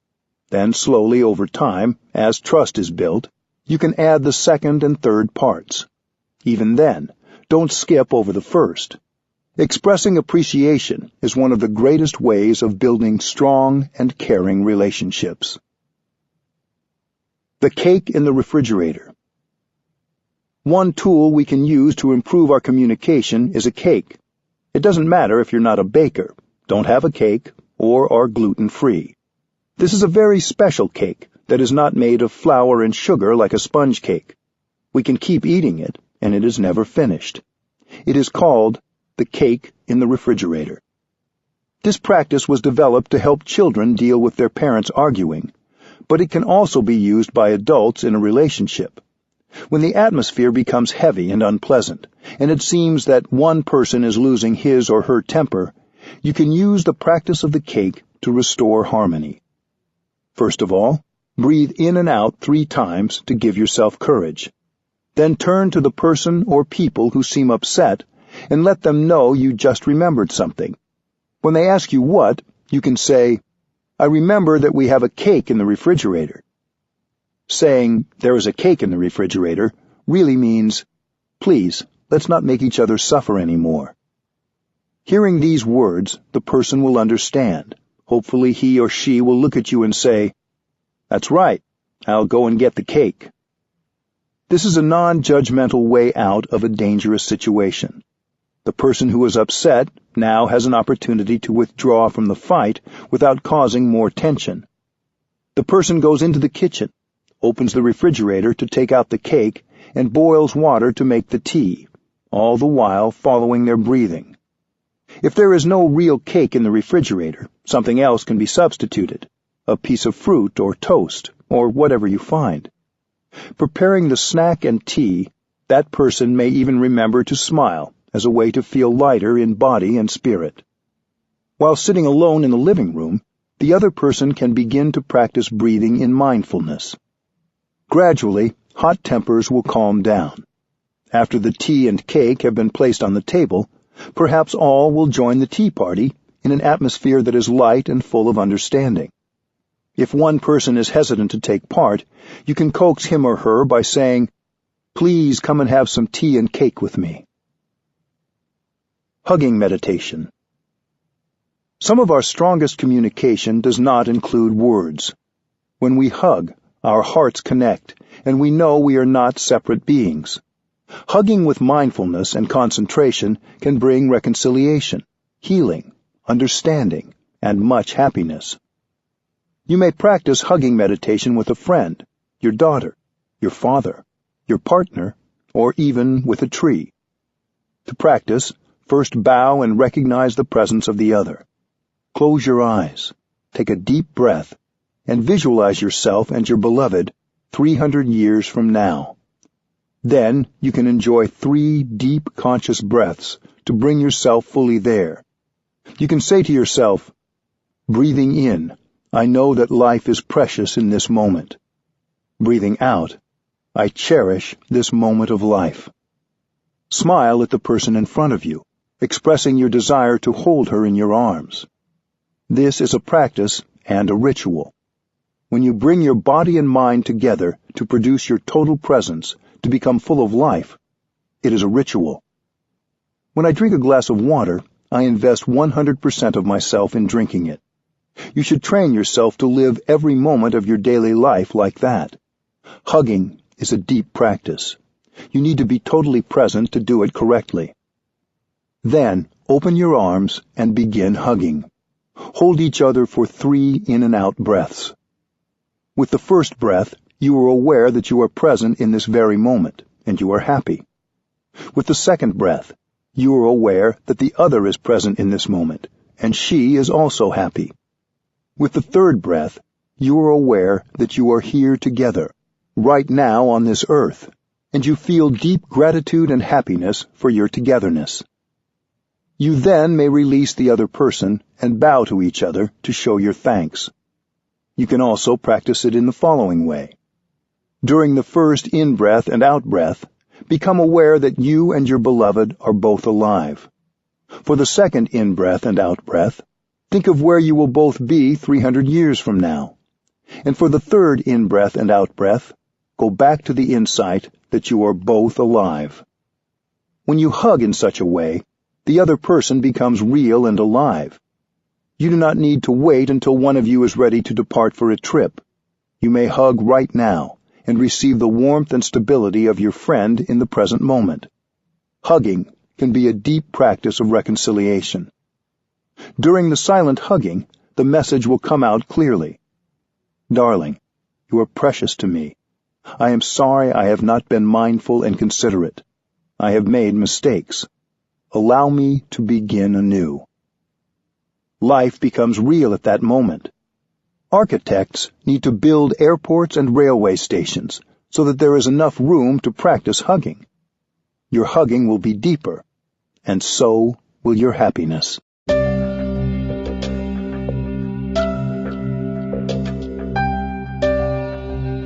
This is Dan Warren. We hope you have enjoyed this unabridged production of The Art of Communicating by Thich Nhat Hanh. This program was produced by Dion Audio. Executive producer Karen Jakonski. Text copyright 2013 by Unified Buddhist Church. Production copyright 2013 by HarperCollins Publishers. All rights reserved. Thank you for listening.